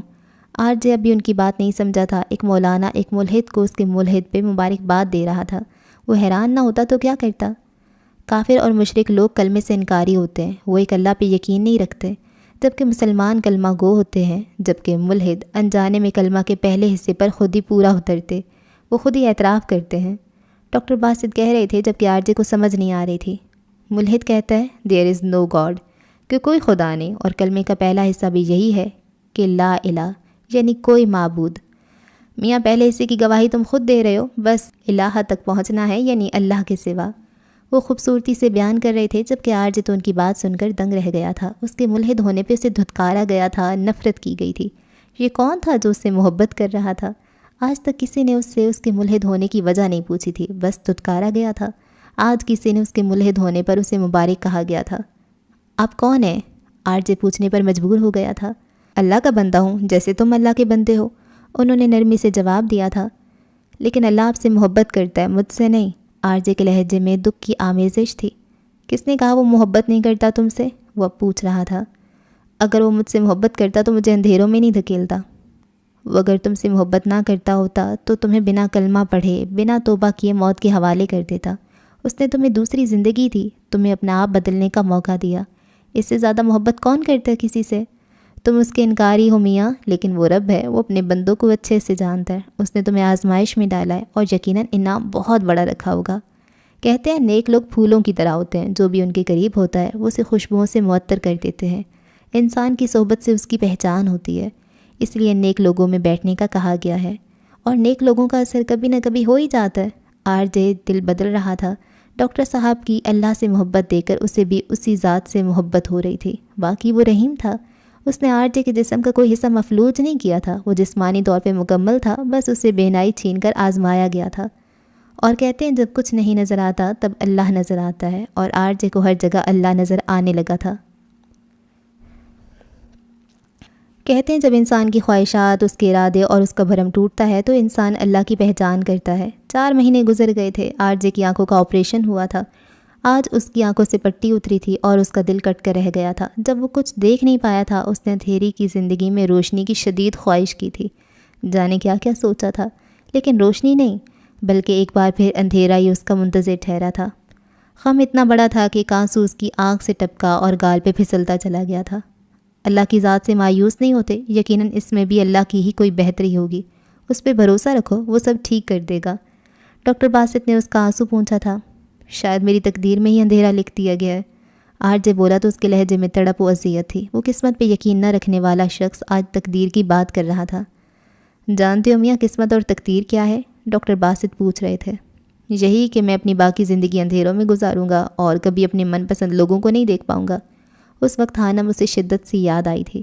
اس نے خواہش کی تھی کہ جب اس کی پٹی اترے گی اور وہ دیکھ پائے گا تو کاش اس وقت حانم اس کے سامنے ہو اور وہ اسے دیکھے، لیکن ایسا نہیں ہوا تھا۔ بالکل نہیں، چلو آج میں تمہیں قسمت کا کھیل سناتا ہوں، ڈاکٹر باسط نے نرم لہجے میں کہا تھا۔ جب اللہ کسی انسان کو دنیا میں بھیجنے کا ارادہ کرتا ہے تو وہ سب جانتا ہے کہ یہ انسان نیک ہوگا یا بد ہوگا۔ کچھ چیزیں انسان کی زندگی میں فکس ہوتی ہیں، جیسے انسان کا پیدا ہونا اور اس کا مرنا وغیرہ، جنہیں اللہ فکس لکھتا ہے اور جنہیں کوئی نہیں بدل سکتا۔ اور رہی بات باقی چیزوں کی تو سنو، اللہ تعالیٰ کے پاس علم غیب ہے۔ جانتے ہو علم الغیب کسے کہتے ہیں؟ اس چیز کا علم رکھنا کہ مستقبل میں کیا ہونے والا ہے۔ قسمت یہ نہیں ہے کہ اللہ نے لکھا تھا اس لیے تمہارا ایکسیڈنٹ ہوا، قسمت یہ نہیں کہ اللہ نے لکھا تھا کہ تم ایک ملحد بنو گے اس لیے تم ایک ملحد ہو۔ اللہ تعالیٰ غیب کا علم رکھتا ہے اور وہ جانتا ہے کہ جس انسان کو وہ دنیا میں بھیج رہا ہے وہ دنیا میں جا کر کیا کرے گا۔ چونکہ اللہ کو پہلے سے علم ہوتا ہے کہ یہ انسان نیک بنے گا، اس لیے اسے نیک لکھا جاتا ہے، نہ کہ قسمت یہ کہ اللہ نے اس انسان کو نیک لکھا اس لیے وہ نیک بنا۔ ہرگز نہیں، اللہ پاک نے انسان کو فری ول دیا ہے، اسے سوچنے سمجھنے کی صلاحیت دی ہے اور گناہ اور نیک اعمال کرنے کی صلاحیت دی ہے۔ چونکہ اللہ پہلے سے جانتا ہے کہ ایک انسان دو راستوں میں سے غلط راستہ چنے گا، وہ ایک طرح سے اسکرین پہ فلم کی طرح انسان کو دنیا میں بھیجنے سے پہلے جو وہ کرے گا سب دیکھ رہا ہوتا ہے، اور جو انسان کرتا ہے اللہ وہی لکھتا ہے۔ اگر ایک میجر دو پائلٹس جنہوں نے نیا جہاز اڑانا سیکھا ہو، ان میں سے ایک پائلٹ کو کہے کہ یہ بہت اچھا جہاز اڑائے گا، جبکہ دوسرے کو کہے کہ اس کا جہاز گر جائے گا، اور جب باقی وہ دونوں جہاز اڑائیں اور پہلے والی اچھی اڑان بھرے جبکہ دوسرے والے کا جہاز کریش ہو جائے، وہ مر جائے، تو کوئی بھی اس کے جہاز کے کریش ہونے کا الزام میجر پہ نہیں لگا سکتا۔ میجر نے صرف پیشن گوئی کی تھی کیونکہ اس نے دوسرے پائلٹ کو دوران ٹریننگ جہاز پہ کم توجہ دیتے دیکھا تھا۔ کوئی یہ نہیں کہہ سکتا کہ میجر نے کہا تھا اس لیے اس کا جہاز کریش ہوا، بالکل نہیں۔ ڈاکٹر باسط نے گہرا سانس لیا تھا، آر جے غور سے اسے سن رہا تھا۔ تمہیں اللہ کو پتہ ہوتا ہے کہ اس انسان نے دنیا میں جانے کے بعد توحید سے انکار کرنا ہے تو اللہ اسے کافر لکھتا ہے، لیکن وہ اس انسان کو سوچنے سمجھنے کی صلاحیت دیتا ہے۔ جو لوگ کافر سے مسلمان ہوتے ہیں یہ بھی اللہ کو پہلے سے علم ہوتا ہے، اس لیے اللہ لکھتا ہے کہ یہ ایک وقت پر مسلمان ہوگا، کیونکہ اللہ کو پتہ ہوتا ہے کہ یہ انسان ایک وقت میں میری کھوج کرے گا اور پھر ایمان لے آئے گا، اس لیے اللہ اس کی تقدیر میں مسلمان ہونا لکھتا ہے، نہ یہ کہ اللہ نے اس کی تقدیر میں مسلمان ہونا لکھا اس لیے وہ ہو گیا۔ اللہ یہ بھی جانتا ہے کہ کس انسان پہ کون سی مشکل آئے گی اور پھر وہ انسان دعا مانگے گا۔ چونکہ اللہ کو پہلے سے پتہ ہوتا ہے کہ یہ انسان دعا مانگے گا تو اللہ لکھ دیتا ہے کہ یہ ایک وقت پہ مصیبت کے ٹل جانے کی دعا مانگے گا، لہٰذا اس انسان پر سے اس مصیبت کو ٹال دیا جائے گا۔ اس کو کہتے ہیں دعا سے تقدیر بدلنا۔ دراصل تقدیر بدلی نہیں جاتی، بلکہ پہلے سے لکھا ہوتا ہے کہ ایک وقت پر انسان دعا کرے گا، جس کا اللہ کو پہلے سے علم ہوتا ہے، اس لیے اللہ وہ مصیبت ٹال دیتا ہے۔ سب کچھ پہلے سے لکھا جا چکا ہے، لیکن اللہ نے سب کچھ پہلے سے دیکھنے کے بعد لکھا ہے، کیونکہ اللہ علم الغیب رکھتا ہے، وہ ہر انسان کی فطرت کو اچھے سے جانتا ہے۔ وہ سیاہ رات میں سیاہ پتھر پہ چلنے والی سیاہ کیڑی کی حرکت کو بھی پہچان لیتا ہے، تو کیا وہ دلوں کے راز سے واقف نہیں ہوگا؟ کیا وہ اپنے پیدا کردہ انسان کی فطرت سے لا علم رہ سکتا ہے؟ نہیں، ہرگز نہیں۔ یہ اب تمہارے ہاتھ میں ہے میاں کہ تم اللہ کے وجود کا اقرار کرو گے یا انکار، کیونکہ اس نے تمہیں ہر طرح کی چھوٹ دے رکھی ہے، سوچنے سمجھنے کی صلاحیت، غور کرنے والی عقل۔ ان سب کے باوجود تم کیا اپناتے ہو؟ یہ تمہارے ہاتھ میں، اللہ نے تمہیں مجبور نہیں کیا۔ یہ بات میں نہیں جانتا لیکن اللہ جانتا ہے، تم اللہ کے وجود کا اب انکار کرو گے یا اقرار، اور اسی لحاظ سے اس نے تمہاری تقدیر میں تمہارے مسلمان یا ملحد ہونے کا لکھا رکھا ہے۔ اگر تم توبہ کرو گے تو یہ مت سمجھنا کہ اللہ نے لکھا ہے تو میں توبہ کروں گا، اس لیے بنا سوچے سمجھے توبہ کر رہا ہوں، بلکہ اللہ پہلے سے جانتا ہے کہ تم توبہ کرو گے یا نہیں۔ اگر کرو گے تو اس نے لکھا ہے کہ یہ شخص توبہ کرے گا، اگر نہیں کرو گے تو یہ بھی اللہ نے لکھا ہے کہ یہ انسان سوچنے سمجھنے کی صلاحیت کے باوجود توبہ نہیں کرے گا۔ لوگ اپنی ناسمجھی کا بوجھ تقدیر پہ ڈال کر بری و ذمہ ہو جاتے ہیں، جبکہ وہ جانتے ہی نہیں کہ انہوں نے ایسا ہی کرنا تھا۔ یہ اللہ پہلے سے جانتا تھا، اس لیے اللہ پاک نے ایسا لکھا۔ تم پر اللہ کا خاص کرم ہے، مجھے پتہ ہے تم ضرور اس کی ذات کے متعلق سوچو گے، تم حالات و واقعات کو سمجھو گے، اور پھر اگر تمہاری ہدایت کی طلب ہوگی اور تم ہدایت چاہتے ہو تو اپنے دل سے پوچھو۔ اگر ایسا ہے تو یقیناً اللہ لکھ چکا ہے کہ اس شخص کو ہدایت کی طلب ہوگی اور اسے ہدایت دی جائے گی۔ ڈاکٹر باسط تو جا چکے تھے، لیکن آر جے کو ایک نیا رخ دکھا گئے تھے۔ گہرے اندھیرے میں اسے روشنی کی ایک کرن نظر آئی تھی۔ کاش آر جے نہ مرتا، کتنا اچھا ہوتا کہ وہ زندہ رہتا اور مرجان کے لیے کام کرتا۔ یہ رحمان اسٹوڈیو تھا جہاں مسٹر رحمان پچھلے 4 مہینوں سے روزانہ ایک ہی بات دہراتے تھے۔ انہیں آر جے کی موت کا گہرا صدمہ پہنچا تھا۔ ابھی تو انہوں نے آر جے کی آواز میں وہ جادو محسوس کیا تھا جس کی انہیں تلاش تھی، اور اس سے پہلے وہ اس جادو کو قید کر سکتے۔ وہ شخص ہی مر گیا تھا۔ کتنے ہی لوگ تھے جو مسٹر رحمان کی طرح آر جے کی موت کا غم منا رہے تھے، جبکہ کچھ لوگ ایسے بھی تھے جو کہہ رہے تھے کہ ایسے لوگوں کو ایسی بھیانک موت ملتی ہے اور پھر ایسے گنہگار کافر لوگ ساری عمر جہنم میں سڑتے ہیں۔ بنا اپنے اعمال کا جائزہ لیے ہر شخص اس کی ذات پہ تبصرہ کر رہا تھا، اور ایک آر جے تھا جو اندھیروں میں روشنی کو تلاش کر رہا تھا، بنا یہ جانے کہ لوگ اس کے متعلق کیسی کیسی باتیں بنا رہے ہیں۔ جانے لوگ اپنا تجزیہ کیوں نہیں کرتے۔ جب دل تمہارا اپنا ہو پر باتیں ساری اس کی ہوں، جب سانسیں تمہاری اپنی ہوں اور خوشبو آتی اس کی ہو، جب حد درجہ مصروف ہو تم وہ یاد اچانک آئے تو، جب آنکھیں نیند سے بوجھل ہوں تم پاس اسے ہی پاؤ تو، پھر خود کو دھوکہ مت دینا اور اس سے جا کر کہہ دینا اس دل کو محبت ہے تم سے، اس دل کو محبت ہے تم سے۔ وہ آنکھیں بند کیے صوفے سے ٹیک لگائے بیٹھا تھا، چہرے پہ ایک ہلکی سی مسکراہٹ پھیلی تھی، یقیناً تصور میں وہ کسی کو اپنے بہت قریب محسوس کر رہا تھا۔ کیا سوچ رہے ہو روحان، کس کے خیالوں میں گم ہو؟ اچانک مقدس نے اسے پکارا تھا۔ وہ کب سے اس کے سامنے بیٹھی تھی، اسے خیالوں میں مگن دیکھ رہی تھی۔ وہ ایک دم سیدھا ہوا تھا۔ ارے مقدس آپ کب آئیں؟ آر جے کی کوئی بڑی بہن نہیں تھی۔ جب مقدس نے اسے اپنا منہ بولا بھائی کہا تھا، تب سے آر جے کے دل میں اس کے لیے جگہ بڑھ گئی تھی۔ وہ اسے آپ ہی کہتا تھا اور اسے یہ محسوس ہوا تھا کہ رشتے کتنے خوبصورت ہوتے ہیں۔ مدیحہ اسے بھائی بھائی کہتی تھی، وہ اکثر اس کا دماغ خراب کر کے رکھتی تھی، لیکن اب تو مہینے گزر گئے تھے کسی اپنے کی آواز سنے۔ اسے اب احساس ہوا تھا کہ اپنے اپنے ہی ہوتے ہیں۔ اب کوئی فون کر کے اسے ڈانٹنے والا نہیں تھا، کوئی اسے گدھا کہنے والا نہیں تھا۔ ہمارا علم یہ ہے کہ جب تک ہم سے نعمتیں چھن نہیں جاتی ہمیں ان کی قدر نہیں ہوتی۔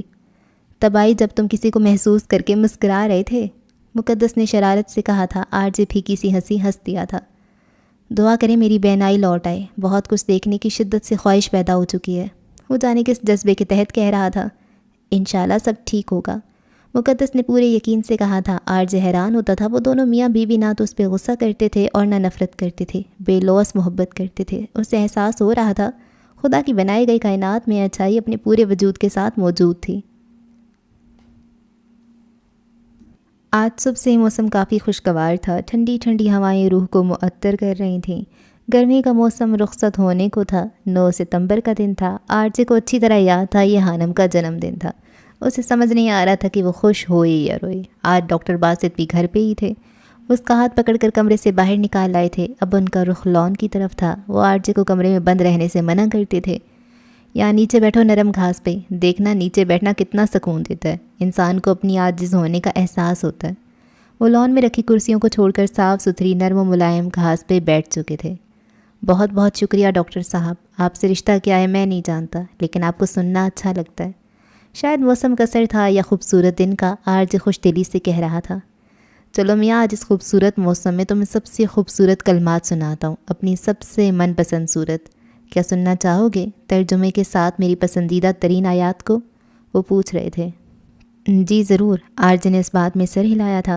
ڈاکٹر باسط حافظ قرآن تھے اور اس وقت باوضو تھے۔ انہوں نے خوبصورتی سے پڑھنا شروع کیا۔ بسم اللہ الرحمن الرحیم، شروع اللہ کے نام سے جو بڑا مہربان اور نہایت رحم کرنے والا۔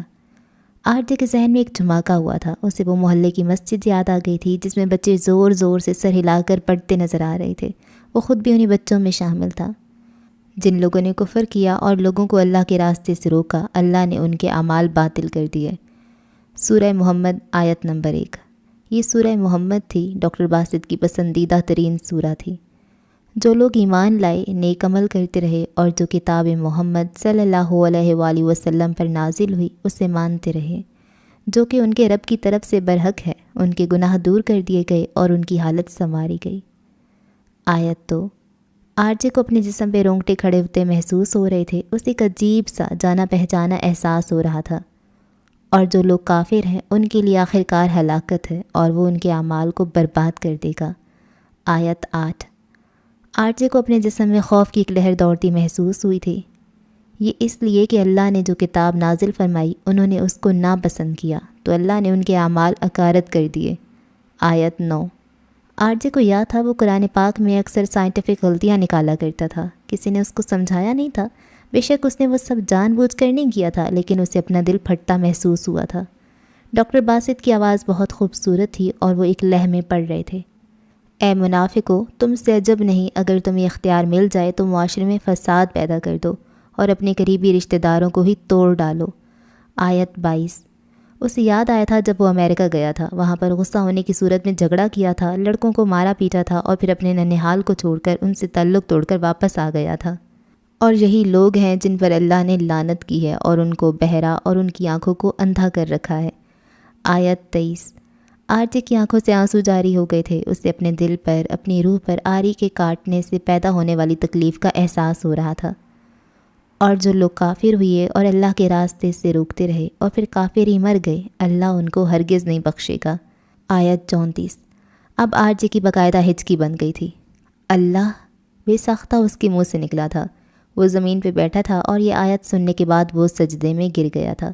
اس نے اپنے کافر نہ ہونے پہ سجدہ شکر ادا کیا تھا۔ اس نے کبھی دوسروں کو اللہ کے راستے سے نہیں روکا تھا۔ اس نے شکر ادا کیا تھا کہ اللہ نے اسے ملحد مرنے سے بچایا تھا، اسے ایک اور موقع دیا تھا۔ کافر وہ لوگ ہوتے ہیں جو اللہ کا انکار کرتے ہیں، باقی بتوں اور دوسری چیزوں کو خدا مانتے ہیں، جبکہ مشرک لوگ اللہ کی ذات میں شرک کرتے ہیں، وہ ایک خدا پہ یقین نہیں رکھتے، جیسے عیسائی جو حضرت عیسیٰ علیہ السلام کو اللہ کا بیٹا مانتے ہیں اور اسے بھی خدا کہتے ہیں، جبکہ ملحد وہ لوگ ہوتے ہیں جو کہتے ہیں کائنات اپنے آپ ہی بنی ہے، دنیا میں کوئی خدا نہیں، جبکہ کچھ ملحد اس بات پہ یقین رکھتے ہیں کہ کائنات کو کوئی سپر نیچرل پاور کنٹرول کر رہی ہے، لیکن نہ تو وہ اس پاور کو اللہ کا نام دیتے ہیں اور نہ ہی بھگوان کا، وہ اپنے طریقے سے جیتے ہیں۔ اور تم ہمت مت ہارو اور اسلام کی دعوت دیتے رہو، آخرکار تم غالب رہو گے اور اللہ تمہارے ساتھ ہے، وہ ہرگز تمہارے ان اعمال کو بلا نتیجہ نہیں چھوڑے گا۔ آیت 35۔ ڈاکٹر باسط خاموش ہو گئے تھے، وہ خود بھی رو رہے تھے، انہوں نے آرجے کے کندھے پہ ہاتھ رکھا تھا۔ مبارک ہو میاں، تم لا الہ سے الا اللہ تک کا سفر کرنے میں کامیاب رہے ہو، وہ سرشار سے کہہ رہے تھے۔ آرجے سجدے سے اٹھ کر ان کے گلے لگ گیا تھا۔ آج اس خوبصورت موسم میں جب ہوائیں بھی سلام کرتے ہوئے گزر رہی تھیں، اس نے کلمہ توحید پڑھا تھا۔ اس نے اللہ اور اس کے رسول صلی اللہ علیہ وآلہ وسلم کو دل و جان سے قبول کیا تھا، وہ اسلام کی طرف ریورٹ ہو گیا تھا۔ آرجے مر گیا، ختم ہو گیا وہ شخص جو خدا کے وجود سے انکاری تھا۔ روحان جبیل زندہ ہو گیا ہے، اور تمہیں پتہ ہے روحان جب ایک انسان دائرہ اسلام میں داخل ہوتا ہے تو اس کے پچھلے تمام گناہوں کو مٹا دیا جاتا ہے، اس کی برائیوں کو نیک اعمال میں بدل دیا جاتا ہے، اور وہ اس طرح گناہوں سے پاک ہو جاتا ہے جیسے ابھی جنم لیا ہو، اور اسی لیے تم آج سے روحان ہو، روحان جبیل، روحوں جیسا پاک صاف۔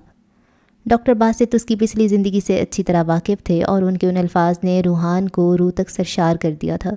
وہ مسکرا دیا تھا، اس نے اپنی روح کو بہت ہی ہلکا پھلکا محسوس کیا تھا، اور عائشہ جبیل نے اپنی منتوں مرادوں سے مانگے گئے بیٹے کا نام روحان کیوں رکھا تھا، یہ راز آج کھلا تھا، اسے ہدایت دی گئی تھی، اور بے شک ہدایت اسے ملتی ہے جسے طلب ہو، اور اللہ ہر انسان کی طلب سے خوب واقف ہے۔ 7 مہینے گزر چکے تھے، اکتوبر کا مہینہ تھا، رات کے وقت ہوا میں خنکی بڑھنے لگی تھی۔ اسے ہشام یاد آیا تھا، اور اس کے ساتھ ہی حانم بھی۔ اسے یاد تھا جب وہ حانم کو ڈھونڈ ڈھونڈ کر پاگل ہو گیا تھا، اور اس روز بخار کی حالت میں تپ رہا تھا، تو ہشام نے اسے کچھ کہا تھا جسے وہ سمجھ نہیں پایا تھا، لیکن آج اسے سمجھ آ گئی تھی۔ تمہیں پتہ ہے آرجے، تم نے کتنا بڑا گناہ کیا ہے، مجھے ڈر ہے اس گناہ اور ظلم کی زد میں کہیں ہمارا پورا خاندان نہ آ جائے۔ ایسا کیا کر دیا میں نے؟ وہ نکاہت کی وجہ سے مشکل سے بول پایا تھا۔ تمہیں پتہ ہے اس معصوم لڑکی کا نام حانم تھا؟ پتہ ہے حانم کا مطلب کیا ہے؟ حانم کا مطلب عورت ہے، یعنی مقدس چیز، جس سے اللہ نے آدم کی پسلی سے بنایا تاکہ فرشتوں کو بھی اس کا علم نہ ہو، اور تم نے ایک عورت کے تقدس کو پامال کرنے کی کوشش کی۔ تمہیں ایک راز دیا گیا جو تمہیں انجانے میں معلوم ہوا، تم نے اس راز کو اجاگر کرنے کی کوشش کی جسے اللہ نے خود چھپایا ہوا تھا، تم اسے دنیا کو بتانا چاہتے تھے۔ بے شک عزت و ذلت اللہ کے ہاتھ میں، اور اللہ نے اس کا پردہ بھی رکھ لیا، لیکن تم نہیں سمجھ سکے۔ معافی مانگو اس دن سے جب اس کا بدلہ ہم سے لیا جائے گا، معافی مانگو آرجے۔ ہشام کی بات سن کر اسے غصہ آیا تھا، وہ بار بار اسے اس کی غلطی یاد کروا دیتا تھا، اسے کوفت ہوتی تھی، وہ فون بند کر چکا تھا، لیکن آج اسے شدت سے یہ الفاظ یاد آئے تھے، آج وہ واقعی ڈر گیا تھا۔ حانم کو دیکھنے اور ڈھونڈ کر اسے معافی مانگنے کی طلب بڑھ گئی تھی۔ اسے یاد آیا تھا اس کی ایک رضائی بہن تھی، مدیحہ، جو شادی شدہ تھی، لیکن پھر بھی اسے خوف محسوس ہوا تھا، اور اس نے صدق کے دل سے حانم کے مل جانے کی دعا کی تھی تاکہ اسے معافی مانگ سکے۔ روحان اور ڈاکٹر باسط لندن آئے تھے۔ روحان کا دوبارہ آپریشن ہونا تھا آنکھوں کا۔ ڈاکٹر باسط نے اس سے کہا تھا کہ وہ چاہے تو اپنے گھر والوں کو خبر کر دے، ان سے مل لے، لیکن آرجے نے اس حالت میں ان سے نہیں ملنا چاہتا تھا۔ اس نے بھی ملنے سے انکار کر دیا تھا، اور یوں ڈاکٹر باسط اسے اکیلے ہی کو لے کر لندن لے آئے تھے۔ مجھے کچھ دیر لان میں بٹھا دیں، میں ٹھنڈی ہوا میں سانس لینا چاہتا ہوں، تب تک آپ ڈاکٹر سے رپورٹس کے متعلق بات کر لیں۔ آرجے کی بات سن کر ڈاکٹر باسط اسے لان میں رکھے پتھر کی بینچ پہ بٹھا کر خود ہاسپٹل کے اندر چلے گئے تھے۔ وہ لوگوں کی آوازیں سن سکتا تھا، محسوس کر سکتا تھا، لیکن دیکھ نہیں سکتا تھا۔ وہ اندر سے ہی نہیں، باہر سے بھی بدل چکا تھا۔ تم احسن کو لے کر اندر جاؤ، میں ذرا فون سن کر آتا ہوں، اس نے اپنے ایک دوست کو کہا تھا جو دوسرے دوست یعنی احسن کو لے کر اندر کی جانب چلا گیا تھا۔ یہ ہشام تھا جو لندن اپنے دوستوں کے ساتھ ٹور پہ آیا تھا۔ احسن کی طبیعت خراب تھی، اس کی آنکھیں کچھ دنوں سے سوجن کا شکار تھیں، وہ اسی کے چیک اپ کے لیے آئے تھے۔ ہشام جیسے ہی فون کال ریسیو کر کے لان میں داخل ہوا تھا، سامنے پتھر کے بینچ پہ بیٹھے وجود کو دیکھ کر وہ دنگ رہ گیا تھا۔ وہ آرجے تھا، اس کا سب کچھ۔ وہ کتنی ہی دیر بے یقینی سے اسے دیکھتا رہا تھا، پھر جیسے سکتا ٹوٹا تھا۔ آرجے، وہ خوشی سے چلاتا اس کی طرف پڑا تھا۔ آرجے، یہ تم ہی ہو نا؟ ہشام اسے چھو کر دیکھ رہا تھا۔ ہشام کی آواز سن کر روحان کی روح فنا ہوئی تھی۔ وہ بھی اپنے گھر والوں سے ملنا چاہتا تھا، لیکن اس حالت میں نہیں۔ شامو کاکا، اس کے لب پھڑپھڑائے تھے، وہ بے دہانے میں ہاتھ مار رہا تھا۔ آرجے، تم زندہ ہو، میں جانتا تھا تم زندہ ہو۔ ہشام نے اسے گلے لگایا۔ وہ جس کے مرنے کی خبر سن کر سید حویلی کے لوگ پچھلے کئی مہینوں سے رو رہے تھے، اسے سامنے اور زندہ دیکھ کر ہشام کی حالت غیر ہو چکی تھی۔ وہ اتنا خوش تھا کہ اپنی اس خوشی میں روحان کا عجیب طرح کا انداز نوٹ ہی نہیں کر پایا تھا۔ روحان بیٹا چلیں؟ اچانک ڈاکٹر باسط کی آواز ابھری تھی۔ ڈاکٹر، یہ ہشام ہے، میرا بھائی۔ روحان کی آواز کانپ رہی تھی۔ ہشام نے چونک کر ڈاکٹر باسط کو دیکھا تھا۔ اور شامو کاکا، یہ ڈاکٹر باسط ہیں، میرے رہنما، میرے محسن، ان کی وجہ سے آج میں زندہ ہوں۔ روحان کی بات سن کر ہشام ڈاکٹر باسط کی طرف پڑھا تھا۔ بہت بہت شکریہ ڈاکٹر صاحب، آپ نے سید حویلی کی جان بچائی ہے۔ ہشام ڈاکٹر باسط کے گلے لگے ان کا شکریہ ادا کر رہا تھا۔ ایسی کوئی بات نہیں ہے، جسے اللہ بچائے اسے کوئی مار نہیں سکتا، ڈاکٹر باسط نے نرمی سے کہا تھا، اور پھر روحان کی طرف دیکھا جس کے چہرے پہ الگ ہی چمک تھی۔ روحان بینچ کے ساتھ رکھی اسٹک اٹھا کر کھڑا ہوا تھا۔ یہ منظر دیکھ کر ہشام کو اپنی روح فنا ہوتے محسوس ہوئی تھی۔ اس کے چہرے کا رنگ زرد پڑ چکا تھا۔ فکر نہ کرو، بہت جلد روحان اپنی آنکھوں سے اس دنیا کو تسخیر کرے گا۔ ہشام کی حالت سمجھتے ہوئے ڈاکٹر باسط نے اس کے کندھے پہ ہاتھ رکھ کر اسے دلاسا دیا تھا۔ ہشام بس سر ہلا کر رہ گیا تھا۔ اس نے آنکھوں میں آئی نمی کو صاف کیا تھا اور پھر روحان کی طرف بڑھ گیا۔ 3 ماہ بعد وقت گزر رہا تھا۔ ان 3 مہینوں میں وہ شخص سر تا پیر بدل گیا تھا۔ کتنے خوش ہوئے تھے سید حویلی کے نفوس جب وہ زندہ سلامت اپنے پیروں پہ چل کر حویلی میں داخل ہوا تھا۔ بی جان تو باقاعدہ گلے لگ کر روئی تھیں۔ مقدس آپی کی دعائیں قبول ہوئیں۔ روحان کا یقین رنگ لے آیا تھا۔ اللہ نے اسے اس کی آنکھوں کی بینائی لوٹا دی تھی۔ سید حویلی میں سب اسے زندہ سلامت دیکھنے سے زیادہ اسے بدلا ہوا دیکھ کر حیران ہوئے تھے۔ سید جمیل کو اپنی آنکھوں پہ یقین نہیں آیا تھا جب انہوں نے ماضی کے آرجے اور حال کے روحان کو نماز پڑھتے دیکھا تھا۔ وہ بہترین طریقے سے نماز ادا کرتا تھا۔ سید جمیل بہت روئے تھے جب انہیں آرجے کی موت کی خبر ملی تھی۔ میں منتوں مرادوں سے مانگی گئی تمہاری اس نعمت کی حفاظت نہیں کر سکا، مجھے معاف کر دینا عائشہ، مجھے معاف کر دینا۔ وہ دنیا کے سامنے مضبوط نظر آنے والا شخص اکیلے کمرے میں اپنی محبوبہ بیوی کی تصویر کے سامنے خوب رویا تھا۔ تم دیکھنا حیدر، مجھے پورا یقین ہے میرا روحان ایک دن دنیا میں وہ روشن ستارہ بن کر چمکے گا جس کی روشنی لوگوں کے وجدان کو منور کر دے گی۔ وہ دنیا کو راہ دکھائے گا جس پہ چلنے سے لوگ خدا کو پا لیں گے۔ آج عائشہ جبیل کی بات اسے سچ ہوتے محسوس ہو رہی تھی۔ بہت بہت مبارک ہو سید صاحب، اللہ نے آپ کو بہت بڑا تحفہ دیا ہے۔ اسے نماز پڑھتے دیکھ کر محلے کے لوگوں نے سید جبیل کو مبارکباد دی تھی۔ مسرت جذبات سے سید جبیل کی آنکھیں نم ہوئی تھیں۔ حالات و واقعات نے مکی یعنی مستقیم کو بدل ڈالا تھا۔ وہ روحان سے ملنے آیا تو حیران رہ گیا۔ تو آرجے واقعی مر چکا ہے؟ وہ پھیکا سا مسکرایا تھا۔ ہاں، آرجے مر چکا ہے، لیکن روحان جبیل زندہ ہے، اس نے مسکرا کر جواب دیا تھا۔ مہرو کی امی کی وفات ہو چکی تھی۔ مہرو اور مکی کی شادی ہو چکی تھی۔ مکی کو حانم کے الفاظ نے بدلنے میں بہت مدد کی تھی۔ اللہ نے ہمیشہ مستقیم کو صراط کے ساتھ رکھا ہے۔ تم تو مستقیم تھے، تم کیسے بھٹک گئے؟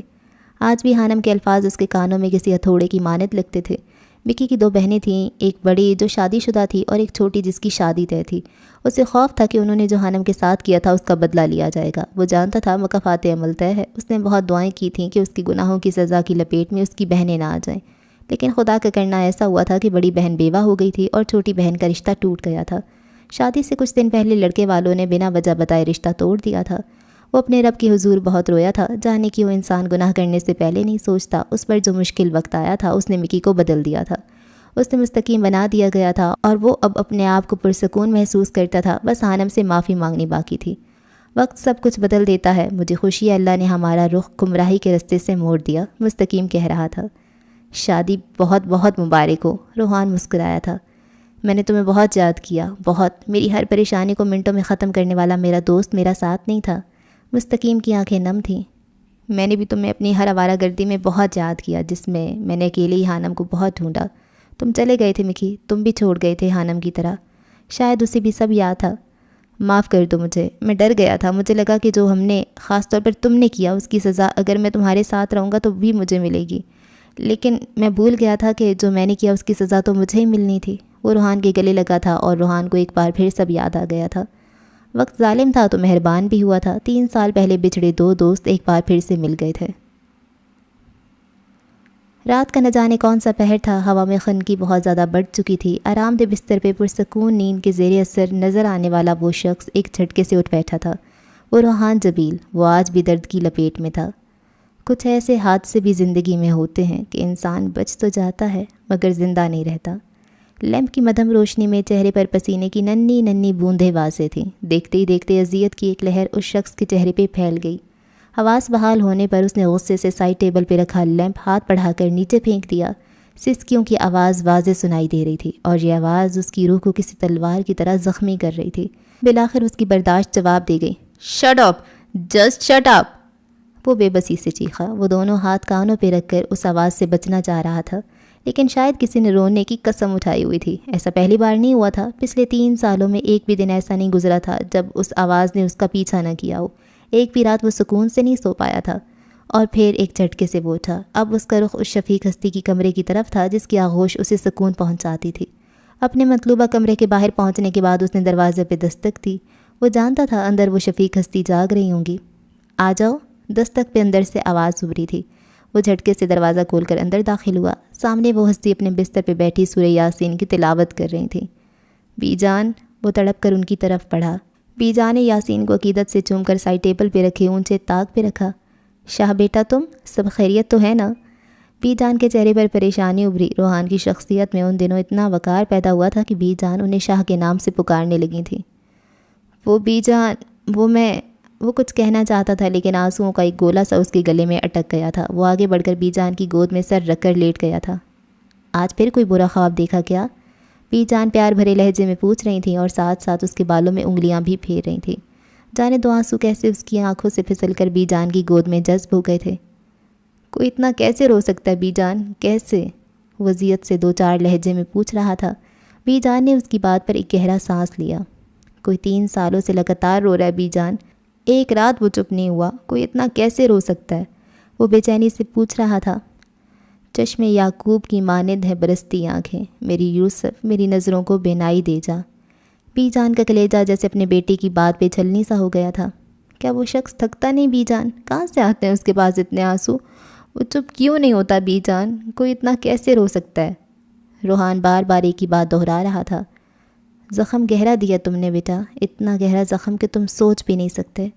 بی جان نے کہنے کے بعد اس کے سر پہ پھونک ماری جیسے ساری بلائیں ٹالنا چاہتی ہوں۔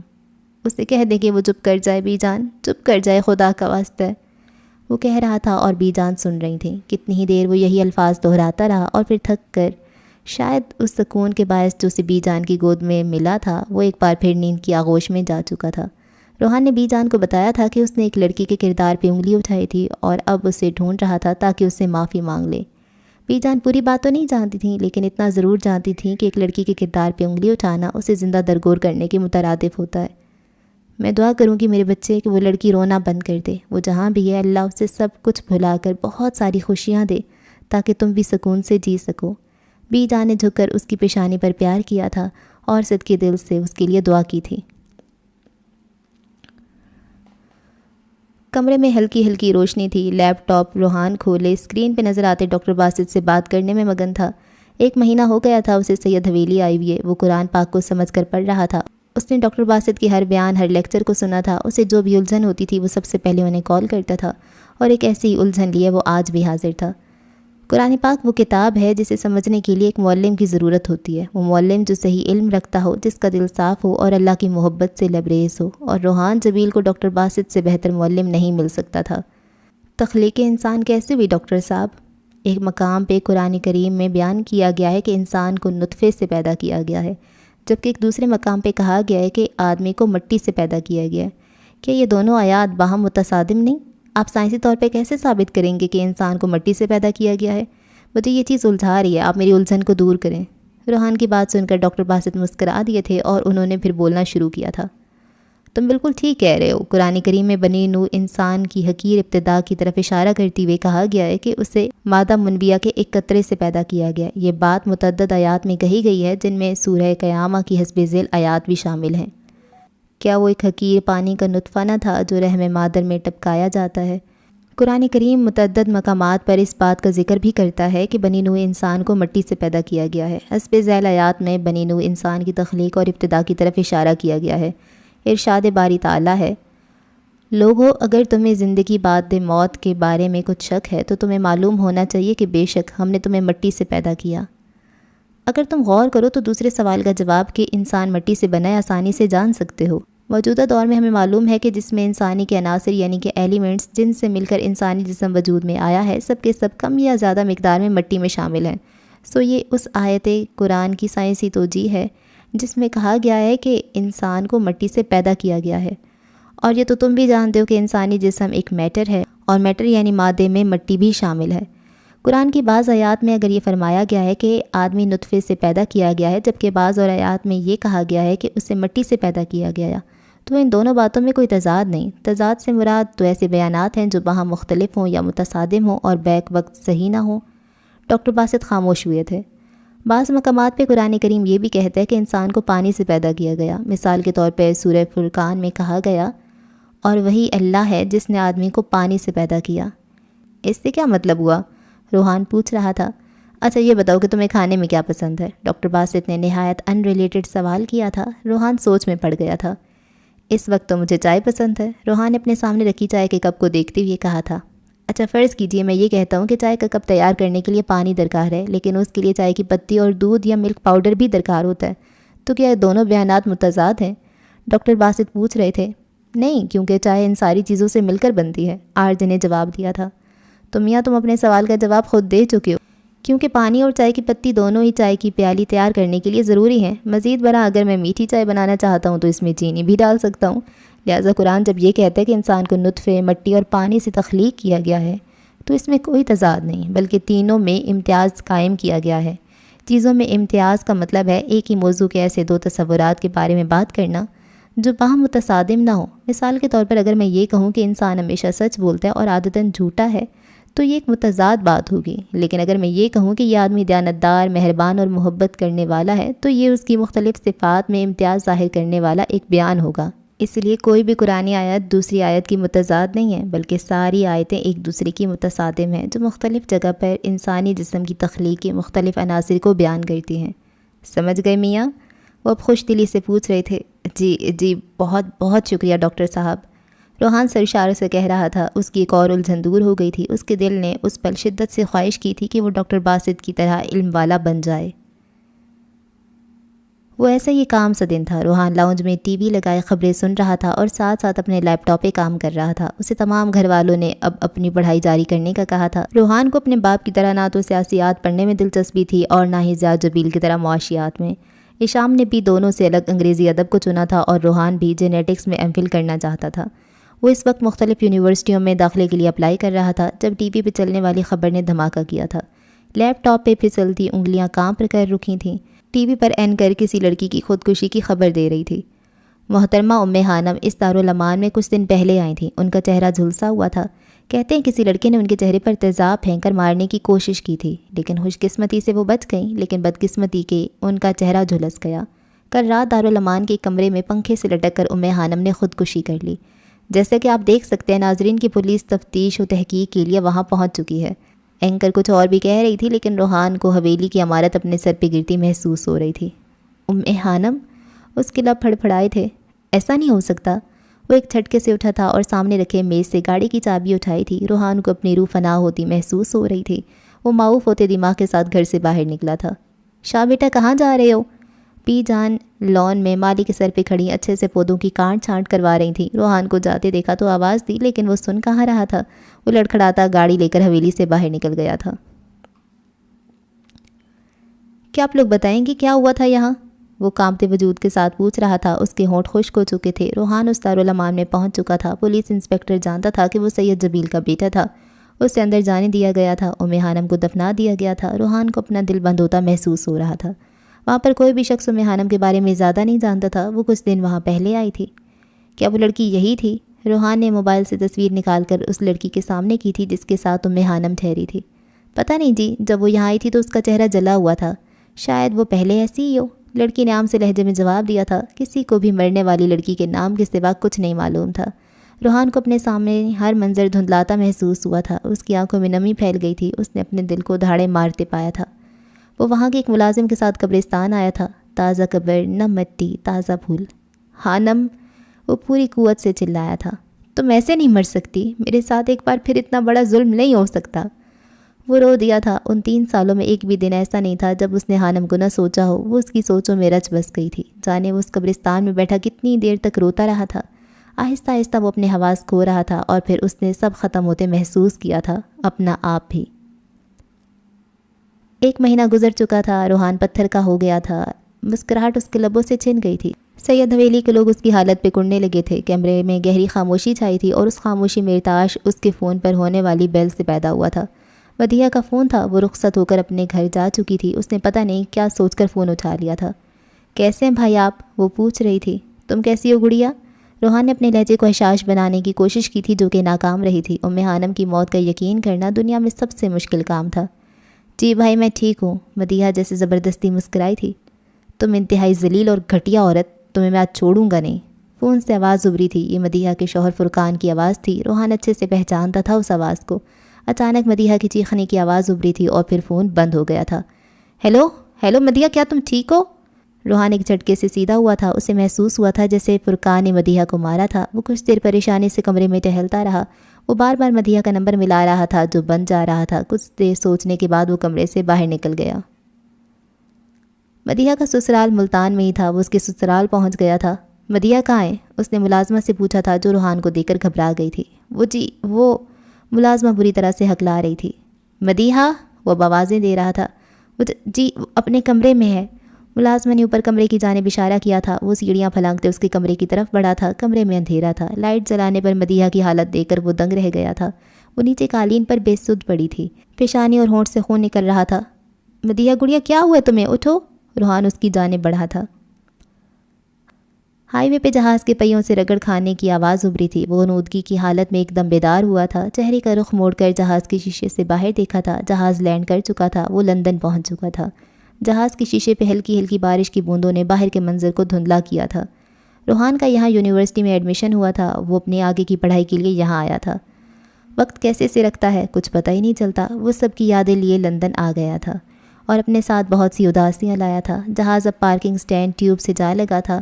روحان نے آنکھیں بند کر کے گہری سانس لی تھی۔ اس نے حانم کی خوشبو کو اپنے آس پاس محسوس کیا تھا۔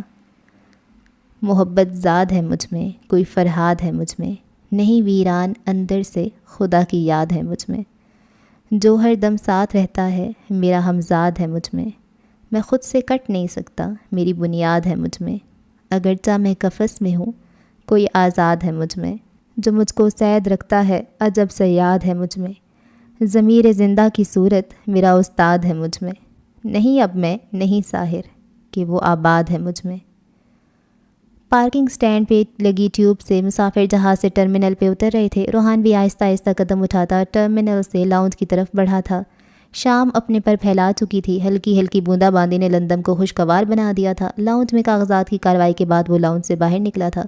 پتھر سے بنے فرش گیلے ہو گئے تھے۔ خوبصورت مدہوش اور ٹھنڈی ہوا نے اس کا استقبال کیا تھا۔ سبیل اسے لینے آنے والا تھا لیکن ابھی تک نہیں پہنچا تھا۔ وہ ویٹنگ ایریا میں رکھے پتھر کے بینچوں میں سے ایک پر بیٹھ گیا تھا۔ کندھے پہ لٹکے بیگ اور ایک سوٹ کیس کے علاوہ وہ کچھ نہیں لایا تھا۔ پتھر کے بینچ پہ بیٹھنے کے بعد روحان نے ایک نظر آسمان کی طرف دیکھا۔ وقت یہ منظر پہلے بھی دہرا چکا تھا۔ پنجاب یونیورسٹی میں لکڑی کی بینچ پہ چہرہ آسمان کی طرف کیے وہ خلاؤں میں جانے کیا ڈھونڈ رہی تھی۔ بارش کی بوندوں نے روحان کے چہرے کو چھوا تو وہ اس لڑکی کے سحر سے باہر نکلا تھا۔ کچھ من چلے لڑکے لڑکیوں نے اس کو بارش میں بھیگتے دیکھا تھا۔ وہ خود بھی تو بھیگ رہا تھا۔ وہ اپنا باطن جل تھل کرنا چاہتا تھا جو صدیوں سے کسی آگ کی بھٹی میں جل رہا تھا، لیکن اندر جلتی آگ کو بجھانا بارش کے بس میں نہیں ہوتا۔ یہ بس ظاہر کو بھگا سکتی ہے۔ بھڑکتے شعلوں کو کس نے دیکھا ہے؟ کتنا کچھ بدل گیا تھا، وہ کتنا کچھ بدل کر آیا تھا۔ روحان نے بینچ کے پچھلے حصے سے کمر ٹکائی اور آنکھیں موند لیں۔ دور کہیں ہر چیز گڑبڑ ہونے لگی۔ روحان نے اپنے آپ کو اس قبرستان میں پایا تھا جہاں وہ خانم کی قبر پہ پاگلوں کی طرح رویا تھا۔ اسے ابھی قدرت کے فیصلوں کی اتنی سمجھ نہیں آئی تھی۔ اسے ابھی سفر طے کرنا تھا۔ جدائی کی آگ کو سینے میں لے کر جو سفر طے کیا جاتا ہے وہ مزید مشکل ہو جاتا ہے۔ پیروں میں آبلے پڑ جاتے ہیں، خاردار جھاڑیوں سے جو راستے پہ اگی ہوتی ہیں، پاؤں لہو لہان ہو جاتے ہیں، لیکن منزل کا نشہ انسان کو رکنے نہیں دیتا۔ کہیں دور اس کے دل میں بھی ایک موہوم سی امید باقی تھی، اس ساحرہ کے مل جانے کی امید، کہیں اچانک نظر آ جانے کی خواہش، اور خواہشات کو پورا ہونے میں وقت درکار ہوتا ہے۔ ایک لمبا سفر طے کرنا پڑتا ہے اور روحان نے اس سفر کا آغاز کر دیا تھا۔ اس روز اسے قبرستان سے ملازم اٹھا کر لائے تھے۔ وہ اگلے دن تک بے ہوش رہا تھا، تیز بخار سے اس کا جسم پھنک رہا تھا۔ یا اللہ میرے بچے کو صحت و تندرستی عطا کر۔ بی جان اسے پانی کی ٹھنڈی پٹیاں کرتی ہوئے دعائیں کر رہی تھیں۔ ڈاکٹر نے انجیکشن لگایا تھا۔ دھیرے دھیرے رات کے کسی پہر میں اس کا بخار کا زور ٹوٹ گیا تھا، لیکن جب اس کی آنکھ کھلی تو روحان کو اپنے دل کے بین کرنے کی آوازیں صاف سنائی دے رہی تھیں۔ آنکھوں میں نمی گھل گئی تھی۔ وہ اسے کتنا چاہتا تھا یہ آج پتہ چلا تھا۔ دنیا میں شاید ہی کسی مرد نے کسی عورت سے اتنی محبت کی ہوگی جتنی روحان بن حیدر جبیل نے خانم سے کی تھی۔ اسے تو خود اپنی محبت کی شدت کا اندازہ نہیں تھا۔ حوصلہ رکھو میاں، قدرت کے فیصلوں میں چھپی مصلحت ہم نہیں جانتے، یہ بس خدا ہی بہتر جانتا ہے۔ تم خود کو مضبوط بناؤ، تمہیں ابھی بہت کچھ کرنا ہے، اور یاد رکھنا اس مشکل سفر میں تمہاری محبت ہی تمہاری طاقت بنے گی، یہ میرا وعدہ ہے تم سے۔ ڈاکٹر باسط کی بات سن کر وہ مسکرا دیا تھا۔ وقت بہت بڑا کھلاڑی ہے، وقت سے زیادہ شاطر کوئی نہیں۔ یہ انسان کو توڑنے میں کوئی کمی نہیں چھوڑتا۔ جب ایک انسان وقت و حالات کا مقابلہ کرنے کے لیے کھڑا ہو جاتا ہے، وقت اس پہ حالات کی ایسی کاری ضربیں لگاتا ہے کہ انسان بلبلا کر رہ جاتا ہے۔ وقت نے روحان کے ساتھ بھی ایسے ہی کچھ کیا تھا۔ اس کی جان سے پیاری اکلوتی بہن کو اس کے شوہر نے بری طرح سے مارا تھا۔ اس کے جسم پر جگہ جگہ زخموں کے نشان تھے۔ روحان غصے سے پاگل ہو رہا تھا۔ وہ اسے اٹھا کر ہاسپٹل لے آیا تھا۔ مدیحہ کے زخموں پر جگہ جگہ پٹیاں کی گئی تھیں، اور پٹیوں میں جکڑے اس کے وجود کو دیکھ کر روحان کا دل کر رہا تھا کہ وہ سب کو آگ لگا دے، لیکن وہ مدیحہ کے ہوش میں آنے کا انتظار کر رہا تھا تاکہ اس سے تفصیل سے بات کر سکے۔ 1 گھنٹے بعد ڈاکٹر نے اس کے ہوش میں آنے کی اطلاع دی تھی۔ مدیحہ، وہ بھی اختیاری کمرے کی طرف بھاگا تھا۔ مدیحہ اپنی آنکھیں کھولنے کی کوشش کر رہی تھی جو سوجن کا شکار تھی۔ وہ پہلے سے بہت زیادہ کمزور ہو گئی تھی۔ میڈیکل کی طالبہ ہونے کے باوجود مدیحہ اپنا بہت خیال رکھتی تھی۔ وہ جبیل خاندان سے تھی، اور اس خاندان میں موجود تمام نفوس کی طرح وہ بھی بہت پیاری تھی۔ بیڈ پہ پڑا وہ وجود کہیں سے بھی روحان کو مدیحہ جبیل کا نہیں لگا تھا۔ بھائی، مدیحہ نے اسے پہچاننے کے بعد پکارا تھا۔ کیا ہوا گڑیا، رو کیوں رہی ہو، اور یہ سب کیا ہوا ہے؟ روحان نے اس کا ہاتھ تھامتے ہوئے پوچھا تھا۔ وہ بری طرح ہچکیوں سے رو رہی تھی۔ اس کا نازک وجود کانپ رہا تھا۔ روحان کو اپنا دل کٹتا محسوس ہو رہا تھا۔ اس نے تو آج تک گھر میں کسی کو مدیحہ کو ڈانٹنے تک نہیں دیا، اور کہاں اسے جانوروں کی طرح تشدد کا نشانہ بنایا گیا تھا۔ کیا ہوا ہے مجھے بتاؤ، اور رونا بند کرو۔ روحان نے اسے اپنے قریب کیا تھا۔ بھائی مجھے وہاں نہیں جانا، وہ فرقان وہ اچھے انسان نہیں ہے، انہوں نے مجھ پہ الزام لگایا اور مجھے روز مارتے ہیں، وہ مجھے بد کردار کہتے ہیں۔ مدیحہ کی باتیں سن کر روحان کو اپنا سانس رکتا محسوس ہوا تھا۔ اس کے چہرے کی رگیں تن گئی تھیں۔ غصے کی شدید لہر اس کے پورے جسم میں پھیل گئی تھی۔ ہوا کچھ یوں تھا کہ مدیحہ جس ادارے میں پڑھتی تھی وہاں اس کا ایک کلاس فیلو تھا، ارحم نام کا، جو اسے بہت پسند کرتا تھا اور کتنی بار اپنی پسندیدگی کا اظہار کر چکا تھا۔ پسند تو مدیحہ بھی اسے کرتی تھی، لیکن اس نے کبھی اقرار نہیں کیا تھا۔ وہ اپنے خاندان کو جانتی تھی۔ وہ جانتی تھی اس کی شادی اس کے بڑے بابا اور چھوٹے بابا سائیں کی مرضی سے ہوگی۔ اس سے پہلے اس پسند کو اظہار کا موقع ملتا، آنن فانن اس کا رشتہ پکا ہوا اور نکاح ہو گیا۔ وہ کتنے دن یونیورسٹی نہیں گئی۔ کیا ہوا مدیحہ، تم ٹھیک ہو؟ اتنے دنوں سے یونیورسٹی نہیں آئی؟ ارحم کا میسج پڑھ کر اسے بہت دکھ ہوا تھا۔ ان کی کبھی فون پر بات نہیں ہوئی تھی۔ ارحم کا پہلی دفعہ میسج آیا تھا۔ میرا نکاح ہو چکا ہے، مجھے اب تنگ مت کرنا، وہ اسے جواب دے چکی تھی۔ ایسا نہیں ہو سکتا، میں تمہیں بہت پسند کرتا ہوں، تم کسی اور سے کیسے شادی کر سکتی ہو؟ اس کے سوالوں سے تنگ آ کر وہ فون بند کر چکی تھی۔ اور پھر وہ ہوا جس کا کبھی کسی نے سوچا بھی نہیں تھا۔ آرتی کا ایکسیڈنٹ ہوا تھا، اس کے مرنے کی خبر ملی تھی۔ دکھ اتنا بڑا تھا کہ مدیحہ اپنا دکھ بھول گئی تھی، اور پھر ایک دن لڑکے والوں کی طرف سے زور دینے پر اس کی رخصتی کر دی گئی۔ اسی رات جب فرقان کمرے میں آیا تو مدیحہ بیڈ پہ نہیں تھی، یقیناً وہ واش روم میں تھی۔ البتہ اس کا موبائل بیڈ پہ پڑا ہوا تھا جو کب سے رنگ کر رہا تھا۔ فرقان نے آگے بڑھ کر فون اٹھایا تھا۔ کہاں مصروف ہو تم مدیحہ، بات کیوں نہیں کرتی ہو؟ میں جانتا ہوں تم بھی مجھ سے محبت کرتی ہو، پھر تم نے کسی اور سے شادی کیوں کی؟ میں اپنے گھر والوں کو تمہارے گھر بھیجنے والا ہی تھا۔ ارحم نان سٹاپ بول رہا تھا۔ کسی لڑکے کے منہ سے اس طرح کی باتیں سن کر فرقان کا پارا ہائی ہوا تھا۔ اس نے موبائل کو غصے سے دیوار میں مارا تھا۔ کچھ ٹوٹنے کی آواز سن کر مدیحہ باہر نکلی تھی۔ وہ اپنے کپڑے بدل چکی تھی۔ مسلسل بھاری کپڑوں میں بیٹھنے کی وجہ سے اس کی کمر اکڑ گئی تھی۔ رات کے 3:30 کا وقت تھا۔ وہ اب آیا تھا۔ مدیحہ نے حیرت سے پہلے فرقان اور پھر موبائل کو دیکھا جو کئی ٹکڑوں میں بٹ چکا تھا۔ مدیحہ کو اپنی ٹانگوں سے جان نکلتی محسوس ہوئی تھی۔ سید فرقان اور کچھ نہیں بلکہ ایک پڑھا لکھا جاہل تھا۔ وہ غصے سے پھنکارتا مدیحہ کی طرف پڑا تھا۔ اس سے پہلے وہ کچھ کہتی فرقان نے اس کے منہ پہ تھپڑ مارا تھا۔ وہ نیچے گری تھی۔ مدیحہ کے تو ہوش اڑ گئے تھے۔ بدذات عورت، تمہیں میں نہیں چھوڑوں گا۔ وہ منہ سے غلاظت بک رہا تھا اور پھر یہ سلسلہ رکا نہیں۔ سال ہونے والا تھا، وہ ایسی فرقان کے تشدد کا نشانہ بنی تھی۔ اس کے خاندان کو وہ گھٹیا کہتا تھا، اسے بدکردار کہتا تھا۔ وہ کہتی تو کس سے کہتی؟ بی جان نے رخصتی کے وقت کہا تھا کہ اب اس کا سب کچھ فرقان ہی ہے، وہ تمہارا محافظ ہے، لیکن یہاں تو وہ اس کے لیے موت کا فرشتہ بن کر آیا تھا۔ اس کی خوش قسمتی تھی کہ روحان نے فون پہ سب سن لیا، ورنہ مزید کچھ دنوں میں وہ مر ہی جاتی۔ اپنی بہن کے منہ سے دل دہلا دینے والی باتیں سن کر روحان کے پورے جسم میں اذیت کی لہر پھیل گئی تھی۔ بھائی مجھے فرقان کے ساتھ نہیں رہنا، وہ بہت برا ہے، میں نے کچھ نہیں کیا، وہ رو رو کر بتا رہی تھی۔ تم فکر نہ کرو، میں کرتا ہوں اس کا علاج۔ وہ ایک جھٹکے سے کھڑا ہوا تھا۔ بھائی وہ بہت خطرناک ہے، وہ آپ کو بھی نقصان پہنچائے گا۔ وہ ڈر گئی تھی۔ تم فکر نہ کرو اور پرسکون ہو جاؤ، اب سب ٹھیک ہوگا۔ وہ اس کا گال تھپ تھپا کر دروازے کی طرف بڑھا۔ اس سے پہلے وہ دروازے تک پہنچتا فرقان اندر داخل ہوا تھا۔ اس کے چہرے پر گھبراہٹ تھی، لیکن وہ خود پہ قابو پا چکا تھا۔ یہاں کیوں لائے ہو اسے؟ لیڈی ڈاکٹر گھر آ جاتی، فرقان غصے سے بولا تھا۔ اس کی بات سن کر روحان کا دماغ گھما۔ یہ کیا کیا تم نے میری بہن کے ساتھ؟ روحان غصے سے سرخ آنکھ کے لیے دھاڑا تھا۔ اس نے خود پہ ضبط رکھنے کے لیے مٹھیاں بھینچ رکھی تھیں۔ کچھ نہیں کیا میں نے، یہ تمہاری بہن دیکھ رہے ہو اسے؟ چکر چلاتی ہے دوسرے لڑکوں سے، بدکردار ہے یہ۔ فرقان کے لہجے میں حقارت تھی۔ ایک پل کے لیے روحان سن ہوا تھا۔ بدکردار ہو تم مس خانم، بدکردار ہو تم۔ اس کے اپنے الفاظ اس کی سماعت سے ٹکرائے تھے۔ آج پتہ چلا تھا اسے یہ الفاظ سننا کتنا مشکل ہوتا ہے۔ اس کے الفاظ وقت نے آج اسے لوٹ آئے تھے۔ یہ بس ایک پل تھا، اگلے ہی پل وہ فرقان کی طرف بڑھا تھا اور ایک زوردار گونسا اس کے منہ پہ رسید کیا تھا۔ تمہاری ہمت کیسی ہوئی یہ باتیں کہنے کی؟ تم جانتے بھی ہو وہ تمہاری بیوی ہے اور تم اس پر ہی کیچڑ اچھال رہے ہو۔ روحان کا گوسا کھا کر فرقان لڑکھڑایا تھا۔ میں جانتا ہوں وہ میری بیوی ہے، لیکن تم شاید بھول گئے ہو، وہ میری ہے، میں جو چاہے کروں اور یہ ہمارا آپس کا معاملہ ہے۔ حواس بحال ہونے پر فرقان چیخا تھا۔ مدیحہ تو پھٹی پھٹی نگاہوں سے دونوں کو دیکھ رہی تھی۔ وہ تمہاری بیوی ہے، تمہاری غلام نہیں جو تم جو چاہے سلوک کرو۔ روحان کو غصہ آ رہا تھا۔ ایسی گھٹیا اور بدکردار بیوی اسی قابل ہے۔ اس سے پہلے فرقان مزید کچھ کہتا، روحان نے اسے پکڑ لیا تھا اور اب وہ اسے بری طرح سے پیٹ رہا تھا۔ نکاہت کی وجہ سے مدیحہ کی چیخ بھی نہیں نکل رہی تھی۔ وہ بیڈ سے اترنا چاہتی تھی، لیکن ہاتھ میں لگی ڈرپ اسے اس بات کی اجازت نہیں دے رہی تھی۔ میرا ایمان اور عقیدہ بدلا ہے، میری فطرت نہیں بدلی۔ میرا رخ اللہ کی طرف موڑا ہے، لیکن یہ مت سمجھنا کہ میں لڑنا بھول گیا ہوں۔ میں تم جیسے گھٹیا لوگوں کے لیے آج بھی آرزے ہوں۔ اگر تم نے دوبارہ کسی لڑکی کو چھوا یا اس کے ساتھ ایسا سلوک کیا تو تمہیں جان سے مار ڈالوں گا۔ وہ دبی دبی آواز میں چیخا تھا۔ کمرے میں رکھی چیزوں سے ان کے ٹکرانے کے باعث نیچے گر کر آوازیں ابھری تھیں، جسے سن کر نرسیں اور ڈاکٹر کمرے میں آئے تھے۔ دونوں کو مشکل سے چھڑوایا گیا تھا۔ دونوں بری طرح سے ہانپ رہے تھے۔ فرقان جو اپنے آپ کو شیر سمجھتا تھا، روحان سے اچھی خاصی دھلائی کروانے کے بعد اب صدمے میں تھا۔ وہ گھور گھور کر مدیحہ کو دیکھ رہا تھا۔ آپ لوگوں کو پتہ نہیں یہ ہسپتال ہے، جائیں یہاں سے، ڈاکٹر نے فرقان کی طرف دیکھ کر کہا تھا۔ وہ غصے میں سب کو دیکھتا چلا گیا تھا۔